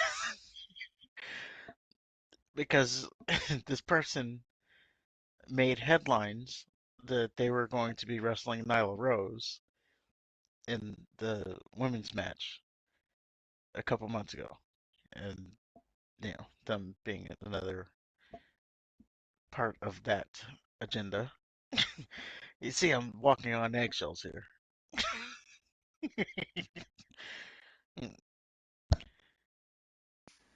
So because Nyla's really a dude, Oh, there you go. this Maxine Waters, what was her name? Max the Destroyer. Max the Destroyer made headlines because she was excited about wrestling Nyla. Is that? No, because she's part of the clique too, Oh, or he. I don't, no, no, she. Uh, I don't know. Non-binary something. no, that don't. That's not the same woman. Yeah. So yeah, Max the Destroyer. Anyway, Sarah Logan pretty much ripped off that look. Oh, So okay. says the so says the sleuths on the Okay, internet. okay. I'm sorry. I thought you were saying that there was the same person. No, no, they're saying Sarah Logan ripped off that look, but I thought Max was supposed to be non-binary. So how can a woman rip off a non-binary? I still don't completely know what non-binary means. So let's take that all with a grain of salt. I still haven't looked it up. Don't care what it is. But it is worth noting that Sarah Logan kind of stole, or allegedly stole that look. I So don't know. She looked there's that. awesome. I think she could be, um, I don't know, like a monster heel. Yeah, and I like that she gives like she adds like and not that they needed it, but she adds like a little bit more legitimacy to the Viking Raiders. Um, Yeah, absolutely. so now they look like a complete team. So I love that, and they're probably going to be built up as a Monster Hill tag team. Probably be seeing gold in their future. We end SmackDown with the Brawling Brutes and the Bloodline. The Bloodline, they came out. I guess Roman Reigns was going to acknowledge the Usos, but he never got around to it because the Brawling Brutes came out for the interference. You know, a And part of me thought that he was going to call out The Rock. oh, for his WrestleMania match. Yeah, because like I got some business to handle, but we're going to take care of it in the ring. Yeah, he was being very cryptic, and we never really got the payoff there. So I don't know if they're just gonna like forget about it, or or they're gonna Maybe there's a go slow back to build. it. Yeah, Yeah, like as I was saying, because yeah, they after had to they go beat through the War Brawling Games. Brutes, Yeah. Oh, what were you gonna do, Tribal Chief? We'll get back to it. right? Let's get to this first, and then we'll get back to it. But yeah, the Brawling Brutes came out. Um, Sheamus returned from his injury, and they confronted the Bloodline. And out to help them came Drew McIntyre. So we have 4-on-4 right now, but it's going to be 5-on-5 for War Games. So we expect that it'll be Sami Zayn with the Bloodline as he's the honorary Us, and with the Brawling Brutes, um, right now, would say that it's Kevin Owens.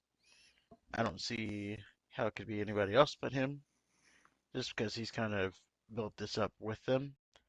Um, the only thing is, he's not SmackDown. This seems to like to be a SmackDown only thing.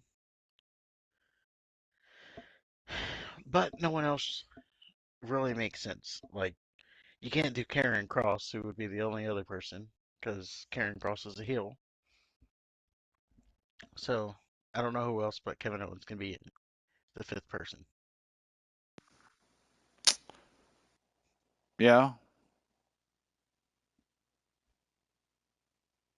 yeah. I mean, maybe Cody. I guess it depends on his rehab. Yeah, yeah, it could be Cody. Maybe Austin Theory turns face.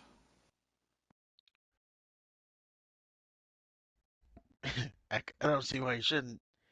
He's pretty much done his hill. By the way, when did Seth Rollins turn face? Like, there's no big dramatic turn there. He just like showed up face one day. He flip Because flops. I guess he's a baby face now.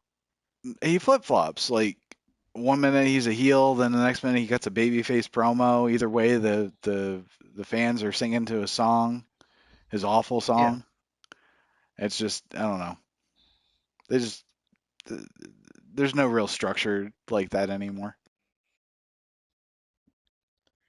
yeah. So I was confused there when he was this working babyface. So it could be him as the fifth member.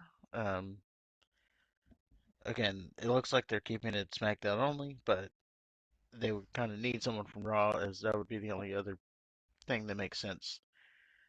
So maybe there you go. Maybe Seth Rollins is the fifth member. Uh, Let me throw my name out there on that one. Everybody's going Kevin Owens, and I go Seth Rollins. What about you said SmackDown, right? What about Wyatt? Yeah, could be Wyatt. That also he has the history there, so that makes sense too. Because he hasn't established whether or not he's a heel or a face. And either way you go with it, it would fit in. Because if he's a heel, he could play up being a face and then do the heel turn in the middle of the match. Yeah, cost them. Yeah, that makes sense. But if he's a face, then he can help him win the match. So I don't know. But I do know that I am not excited for War Games at all. Um, I'm I'm excited for it. They have stated that they're going to make it a spectacle because they want footage to be able to use for the, you know, next year and the year after that and year after that. Because all the footage they have, since it's been a NXT thing, all the footage they have is from NXT, and all the footage they have is from people who aren't even there anymore. So they're going to do a spectacle. Well, right now they're building it off of the Brawling Brutes versus the Bloodline, and then Damage Control and Nikki Cross and somebody else versus Bianca, the stinkest, and Alexa Bliss. And it's just the same shit, the same fucking shit. So like they literally just had a match, all of them at Crown Jewel. That was supposed to be all the blow off. Remember when Bailey ran over Bianca with the fucking golf cart? That was supposed to be the end of Yeah, it. But now they're fucking feuding again in another goddamn pay per view. yeah. No, this really is the blow off Is it? because Because they've had like five there's or no, six blow offs. there's no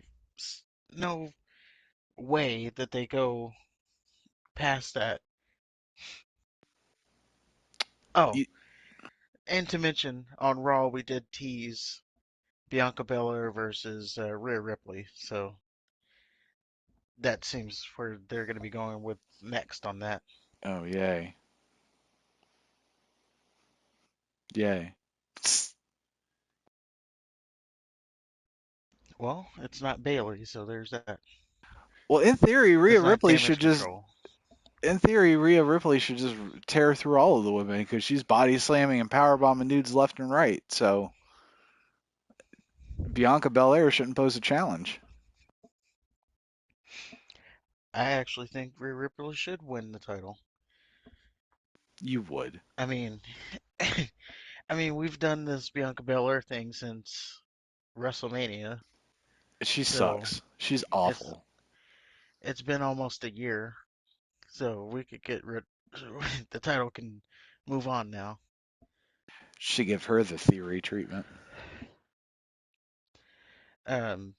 Oh, I forgot. Charlotte Flair's return. That's gonna be somewhere around WrestleMania time. So I forgot about that. So maybe it'll be Charlotte Flair. Maybe she, I don't know, wins the Rumble again.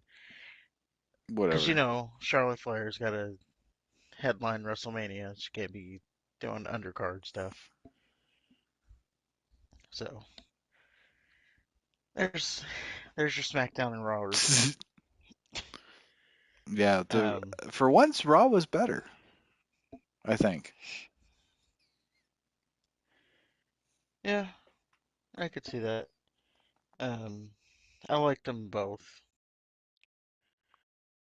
even pretty equally. So, but I could see Raw being better. Yeah, It was definitely more more headline worthy with the whole sure. theory thing. Yeah, I mean that's clearly one of the bigger stories of the week. I can't believe they did that. I don't see where they could possibly go with it, but I don't know. That's why I'm a fan, not a booker. T? Can you dig it, sucker?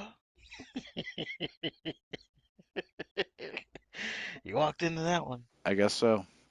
So moving on. Did we talked about Paul's weak knees?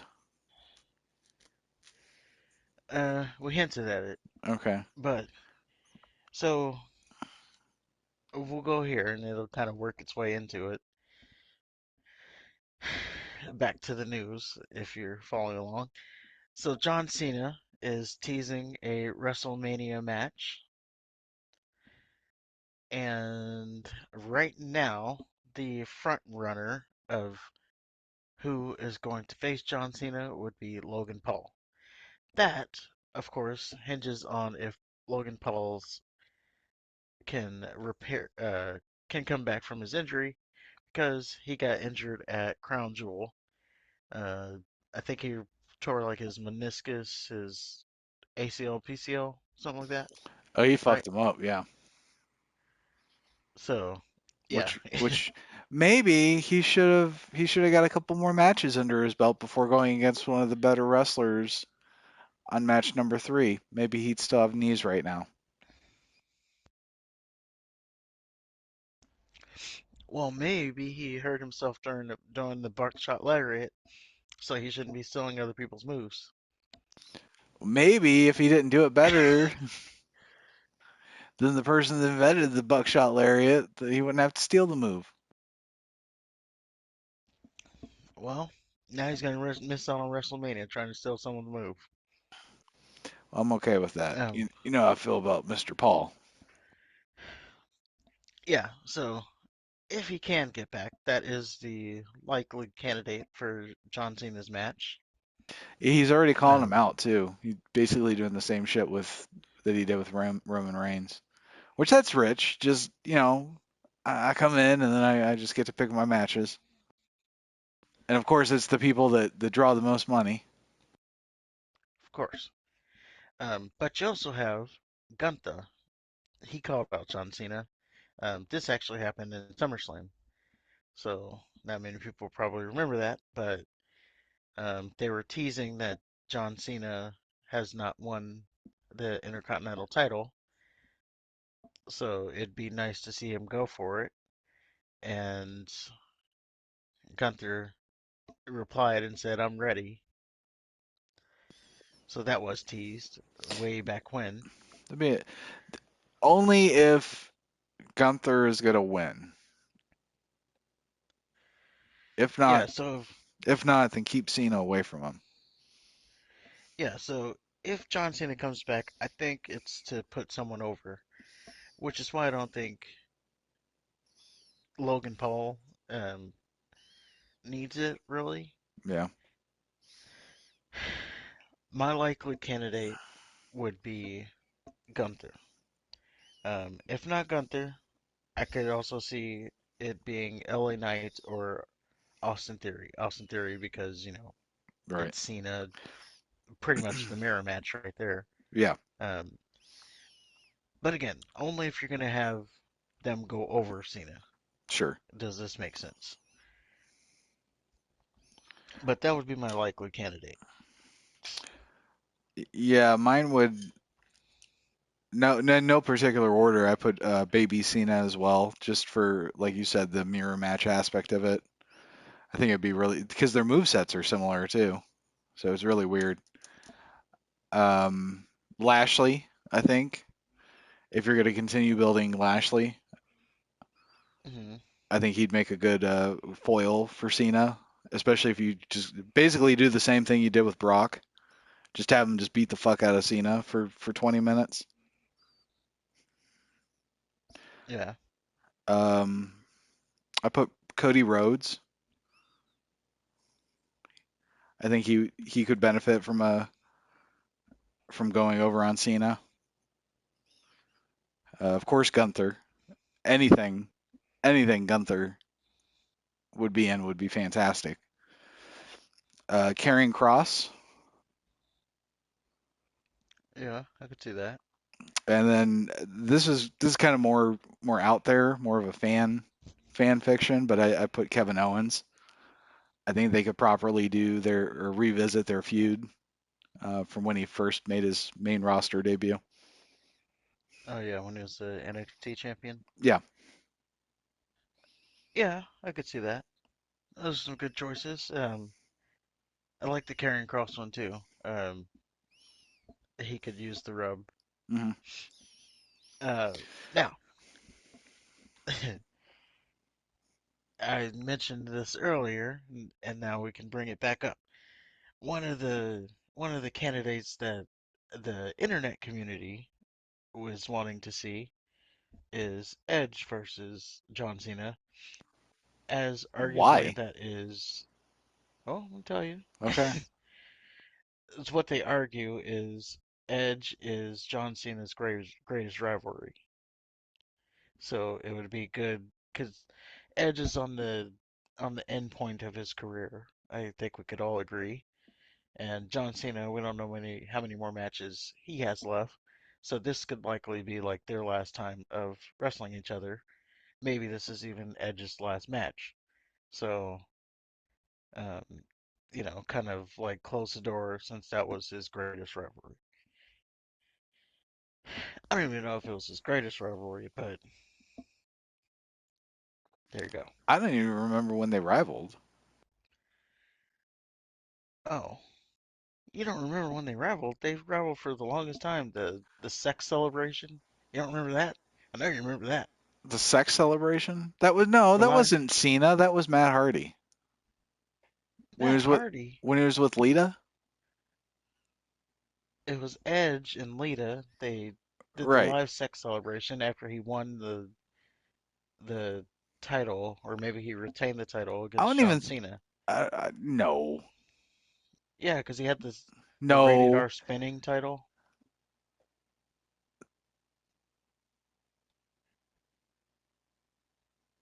I'm gonna have to look back on that. I don't know, I think you're conflating some things. I don't think I Lita remember the was spinning title. no, you're right there. But I don't think Lita was around with John Cena. Oh, yeah, she was. Not like that. Not with Edge. The whole Edge and Lita thing was with Matt Hardy. After that fizzled out, then Lita and Matt or and Lita and Edge kind of drifted apart. What? I think you're misremembering the rated R superstar. I think you're misremembering. You are. You are.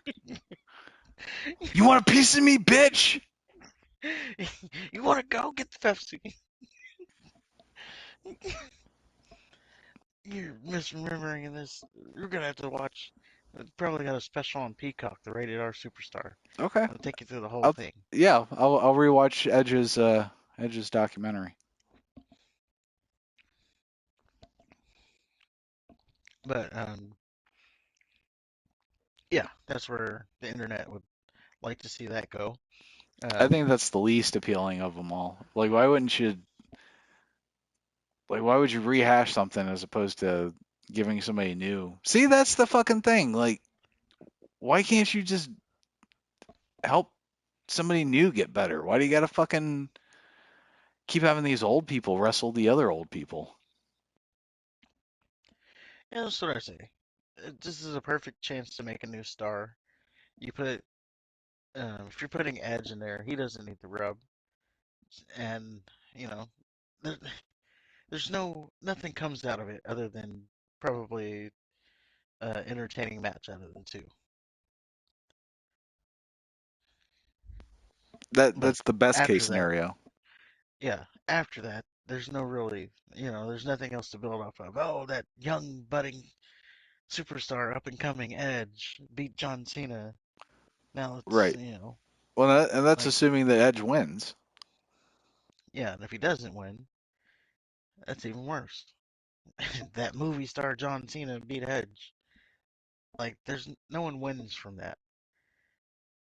It's just a match to have a match at WrestleMania, Well, as opposed to like Gunther. He goes out and he beats John Cena, because John Cena will put him over if that's the case. we don't know that. Super Cena might come on. I think he would put him over. I think he needs to put him over. We're not gonna. I mean, this is the one title I haven't had a chance at getting, so I think I should, you know, solidify my career with that title. Yeah. He's talking to Then I Triple could, H. then I could be a fighting intercontinental champion every 6 months.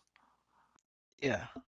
Well, let's just put it on me for a good 2 year run, and then you can have it back. I'm only saying let me have it for about 6 or 7 years,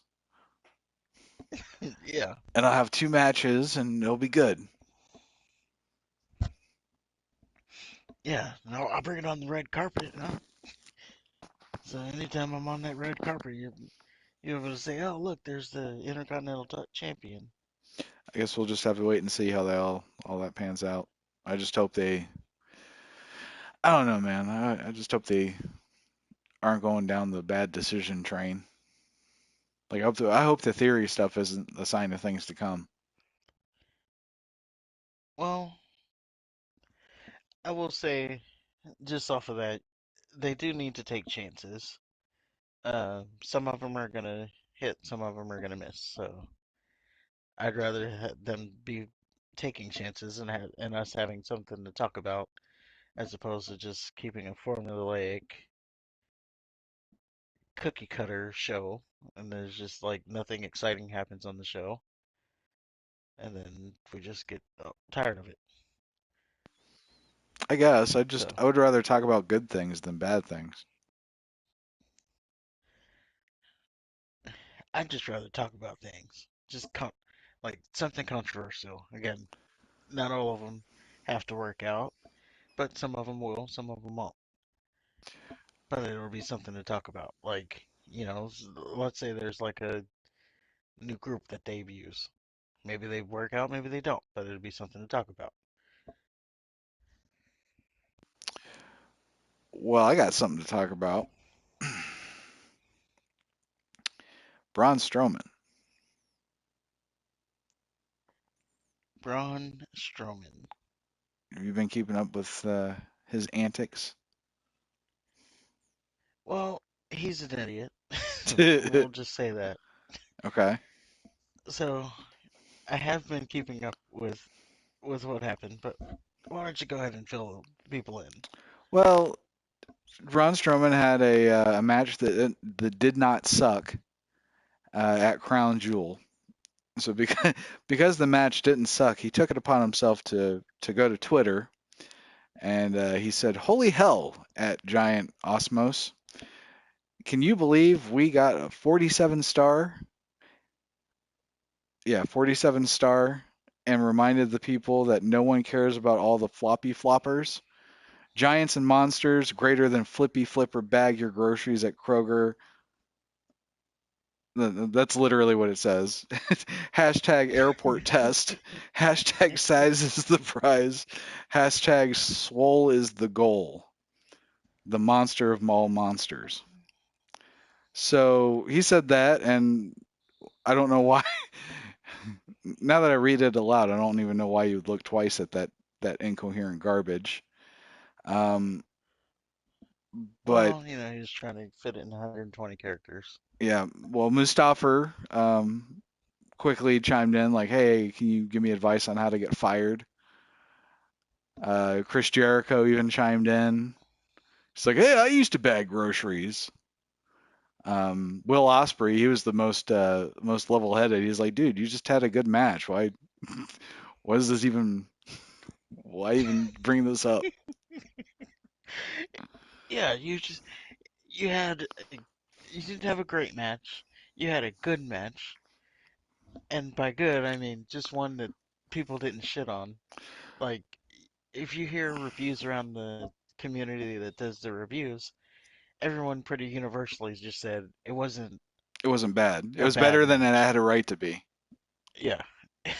Like they didn't do it wasn't the train wreck that everybody thought it was going to be. That's like the overall review. It wasn't the train wreck that we thought it was going to be. And he takes that, it goes right to his head, Boy, did it. and and then he just like yeah, and then he turns that into this tweet about having 47 stars and better than the flippy floppers. Flippy flopper bag of groceries. And this is kind of coinciding with reports that like he's apparently he's a nice guy backstage, but like he'll leave early and he'll arrive late. Um, Yeah, but he kind of has a history of doing dumb shit too. Um, like there's an incident he had with Karen Jarrett where I guess she asked him for an autograph for her kid, and he was like shitty with her until he realized that she was Karen Jarrett. So then he groveled and apologized, and was like, "Please don't tell Kurt."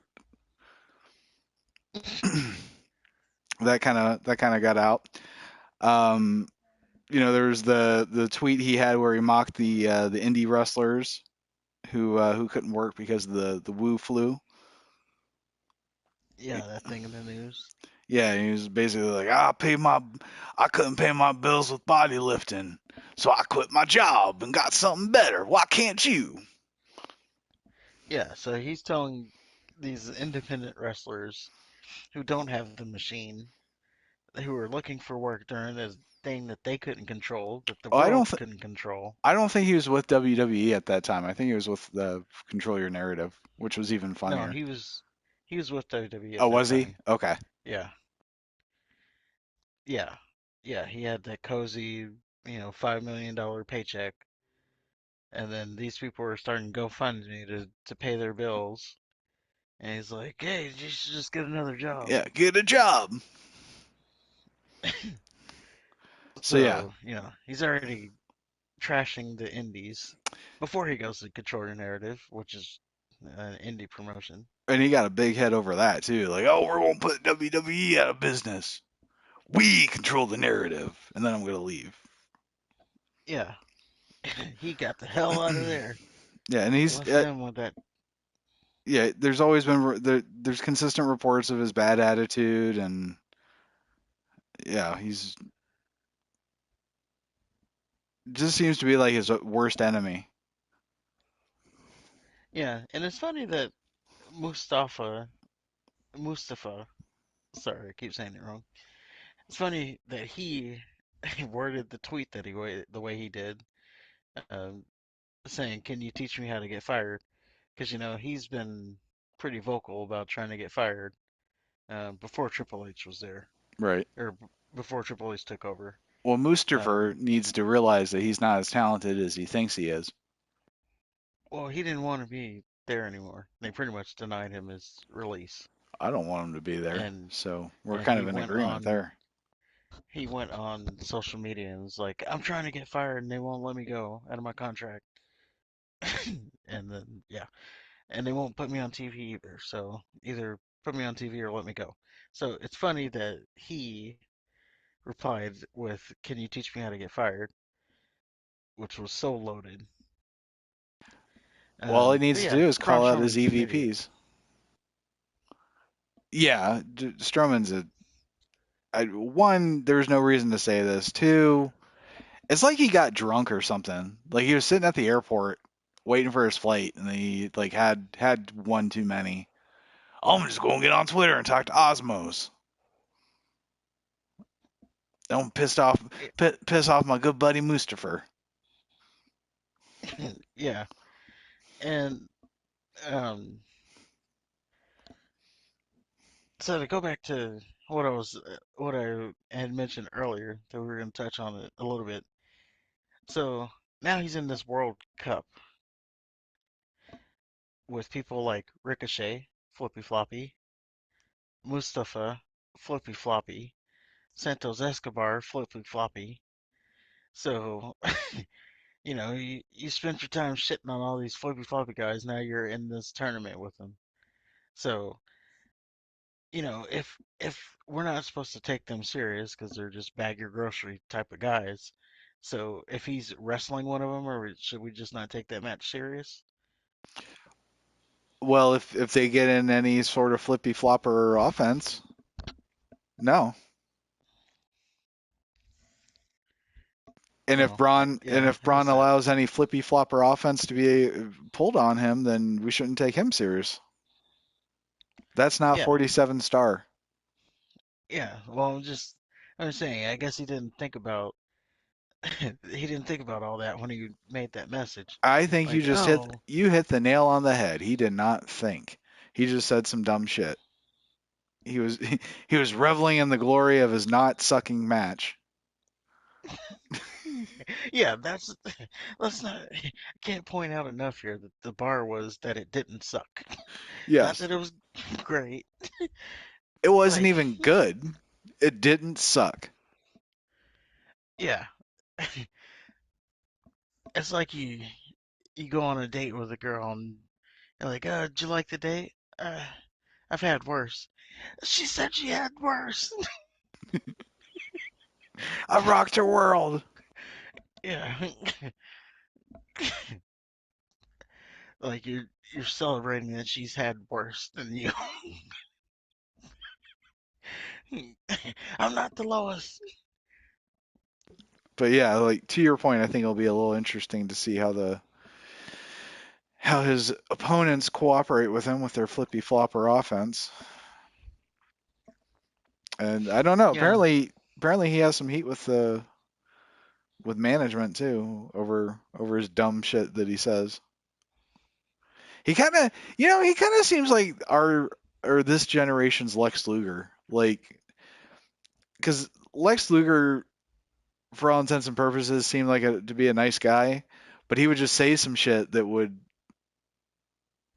kind of not self aware.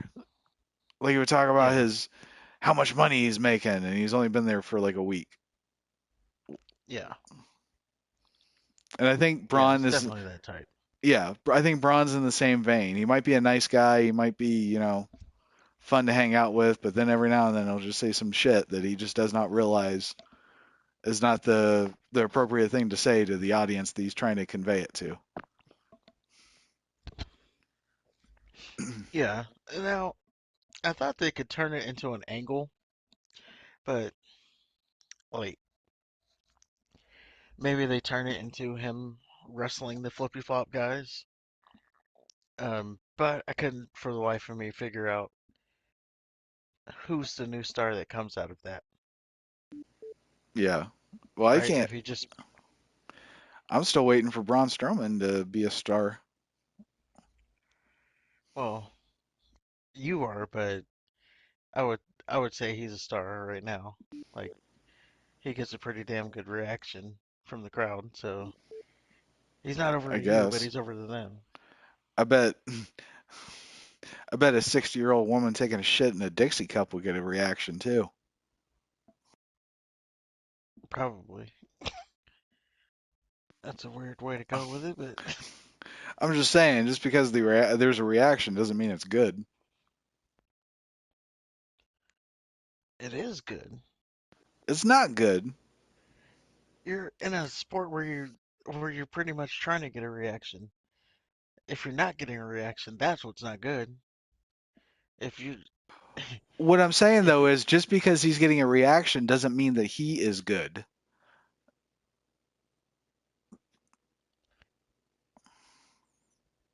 I didn't say he was good, I said he was over. He ain't over. Okay. People were cheering Osmos the whole match. Okay. They loved Osmos.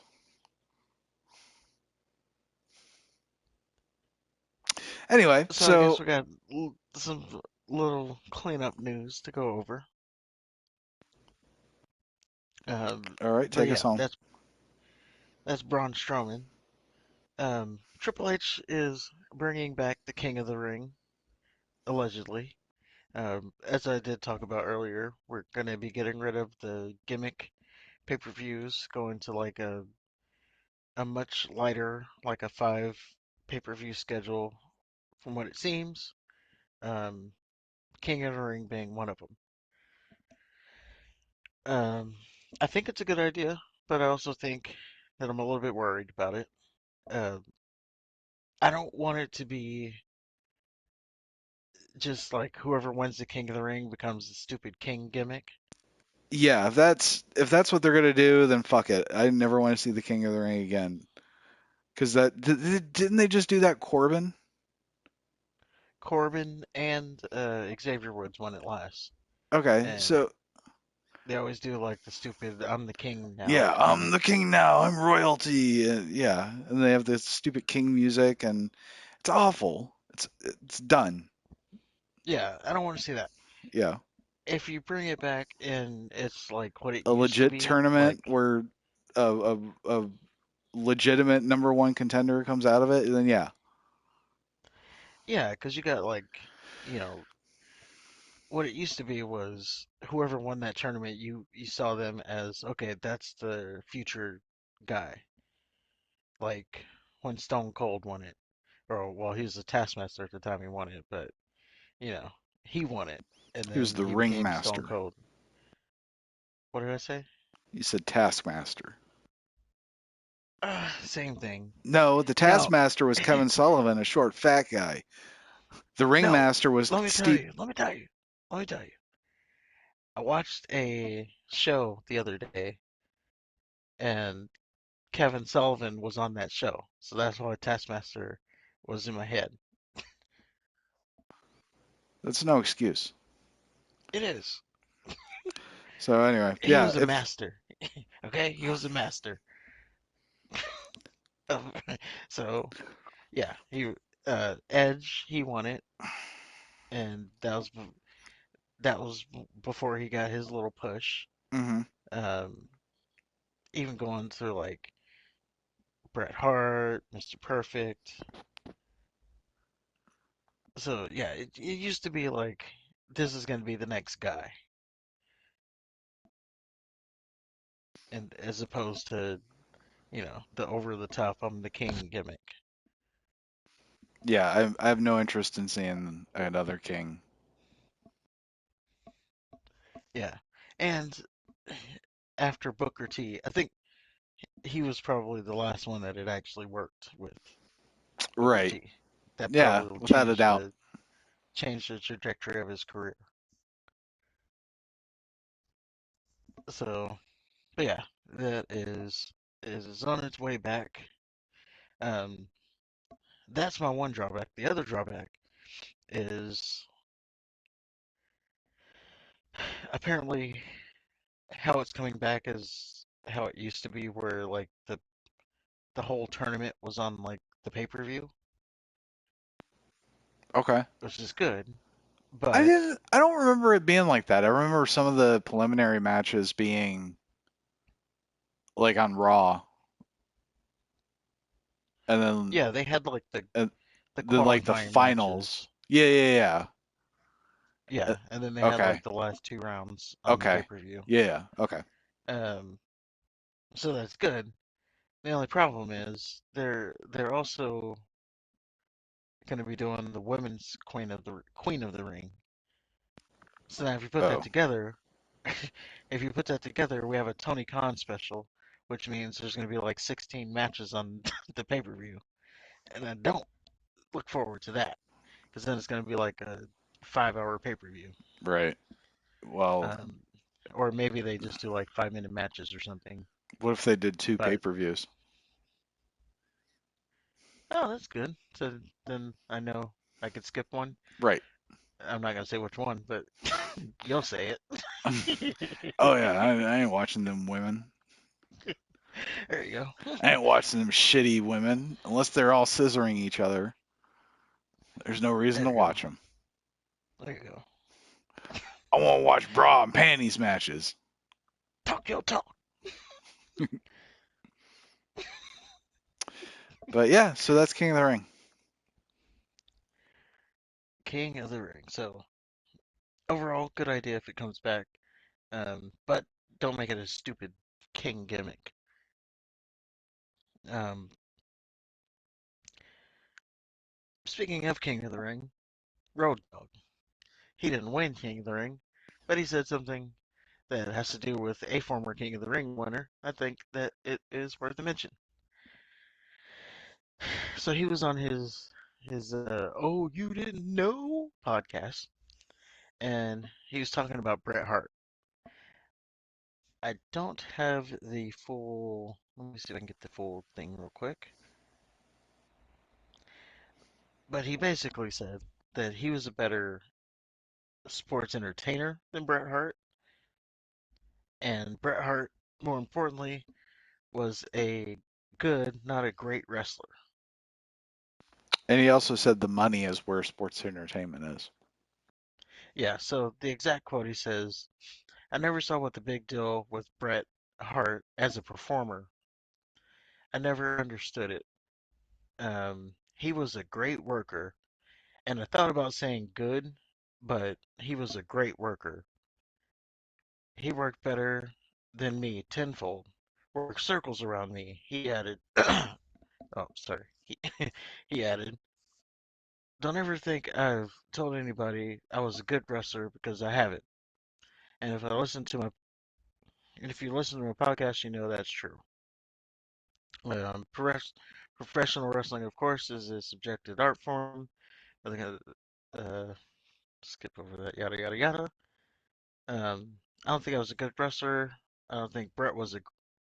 I don't think Brett was a great wrestler. I think I was a better sports entertainer than Bret Hart, and that's where the money is. Um, Okay. end quote.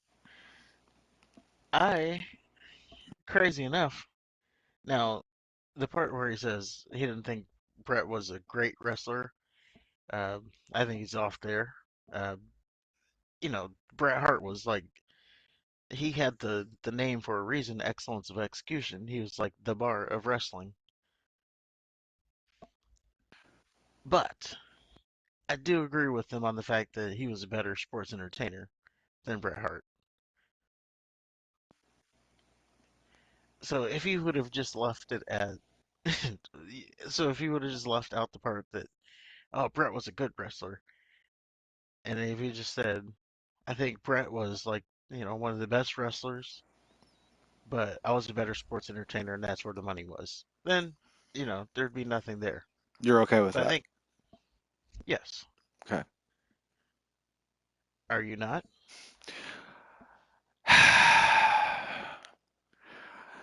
Road Dogg came out every night and said the same fucking thing, the same catchphrase over and over and over again. and he stood under the shadow of Shawn Michaels and Hunter Hearst Helmsley. What is a Road Dogg match that you can name? I Name me couldn't. one Road Dogg match. I couldn't. Okay. Name me a New Age Outlaws match. uh, I couldn't. Okay. The only thing I can think of is the dumpster match. Not because of the New Age Outlaws, but because of fucking Chainsaw Charlie and Cactus Jack. Cactus Jack made his debut, and then Terry Funk was there as Chainsaw Charlie. And I remember two old fuckers getting thrown off of the stage in a dumpster. That was memorable. Nothing the New Age Outlaws did. Right. So Road Dogg's best match, his best match, didn't draw nearly as much as Bret Hart's worst match. It was not nearly as entertaining. Tell me, was there anything that the New Age Outlaws were involved with that was more entertaining than the fucking Canadian shit? Well, I mean, they were part of DX. They were part of DX, so they had more talented people around them. Yes, Hunter. If we want to add in Triple H and Shawn Michaels, that's a different conversation. We're talking about Road Dogg, who specifically said that he is more entertaining than fucking Bret Hart. He might be a better talker, sure, but when you say the same shit over and over again, that doesn't take too much rehearsal, now does it? Well, that's because he had his little gimmick that he got over, All he though. had was a catchphrase. He had the He had catchphrase. He he had the shake, he had rattle, and no roll. memorable matches. Oh, I take that back. There was another memorable match. It was like it was a 2 4 6. It was an 8-man tag match, and there was some fucking stipulation where the people on the same team at some point they could get into a situation where they both had to wrestle each other, right? So there was a situation where the teams tagged in both Road Dogg and Billy Gunn, thinking like, oh, now they got to beat the shit out of each other. Ah, they were all sitting back, laughing all cockily, and then they just pinned each other Oh and yeah, and they retained. that I So do remember. that I'll give them. But I mean, there's no memorable feuds. There's no memorable matches. The only memorable thing that they have is standing under Shawn Michaels and Triple H's shadow. So no, fuck him. He doesn't know what he's talking about. He's not more entertaining. He's not a better wrestler. He's not a better sports entertainer. He never drew nearly as much as Bret Hart. Bret Hart wasn't given a ridiculously large contract that later had to be reneged, and then he had to go to the competitor and then basically ruin the trajectory of that company too. So I mean, Bury that company. yeah. So tell me, in what way does Road Dogg have a leg to stand on with this fucking comparison that he has? Now, if he's talking about Crash Holly or something, great. Okay, now now we're in the realm of possibility that Road Dogg is more entertaining then. But he's fucking talking about Bret Hart. Yeah. I mean, for me though, Brett wasn't the most entertaining. Um, You didn't his think that matches though. that's all that matters. Yeah, like his matches were You didn't think the the ones that made you. anti-American and his feud with uh, Sean and his feud with Austin. Remember when he was in the wheelchair for like forever? He was milking that. Oh, yeah, and then Austin was like, "We'll have a wheelchair Yeah, who match." wants to see a wheelchair match? Well, the thing is, Remember when he Brett fought? was always like so Remember, serious. yeah, because he's a serious wrestler. Yeah, so like everything he did was serious. But it was entertaining, Um, and it was your money. well, okay, So yeah, I can see if you're using that as everything that Road Dogg said was objectively false. okay. Yeah, I could see that. if you're looking at like, okay, If you're yeah, looking at yeah, facts and logic and common sense, yes. If you want to live in a fantasy la la land with puppies and sugar fairies and all sorts of nonsense, then yeah, okay, Road Dogg is much more entertaining. He's a better superstar. yeah. I can see what you're saying. So maybe we keep it to he could have had something if he said on the mic he was better than Brett, which even well, yeah, you can give him that. I'll give you know what, I'll give him a slight edge on the mic, but you know what, I think again, Road Dogg, he had to say one little phrase over and over and over again. Bret Hart, he had to carry a feud, an international feud, with not only Shawn Michaels, but with Steve Austin, with The Undertaker. Yeah, every like you can name just like a laundry list of we could do a whole like a whole podcast itself on Bret Hart matches. No, I'm saying that like on the mic he had to carry promos and stuff. And yeah, he wasn't the most electrifying on the mic, but he got his point across. He sounded believable. I was enthralled. Like, oh shit, Austin's gonna come out with a wheelchair. We're gonna see a wheelchair match.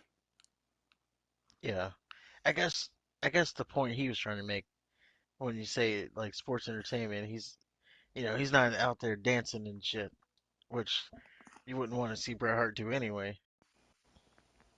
Like but he is entertaining in his other ways.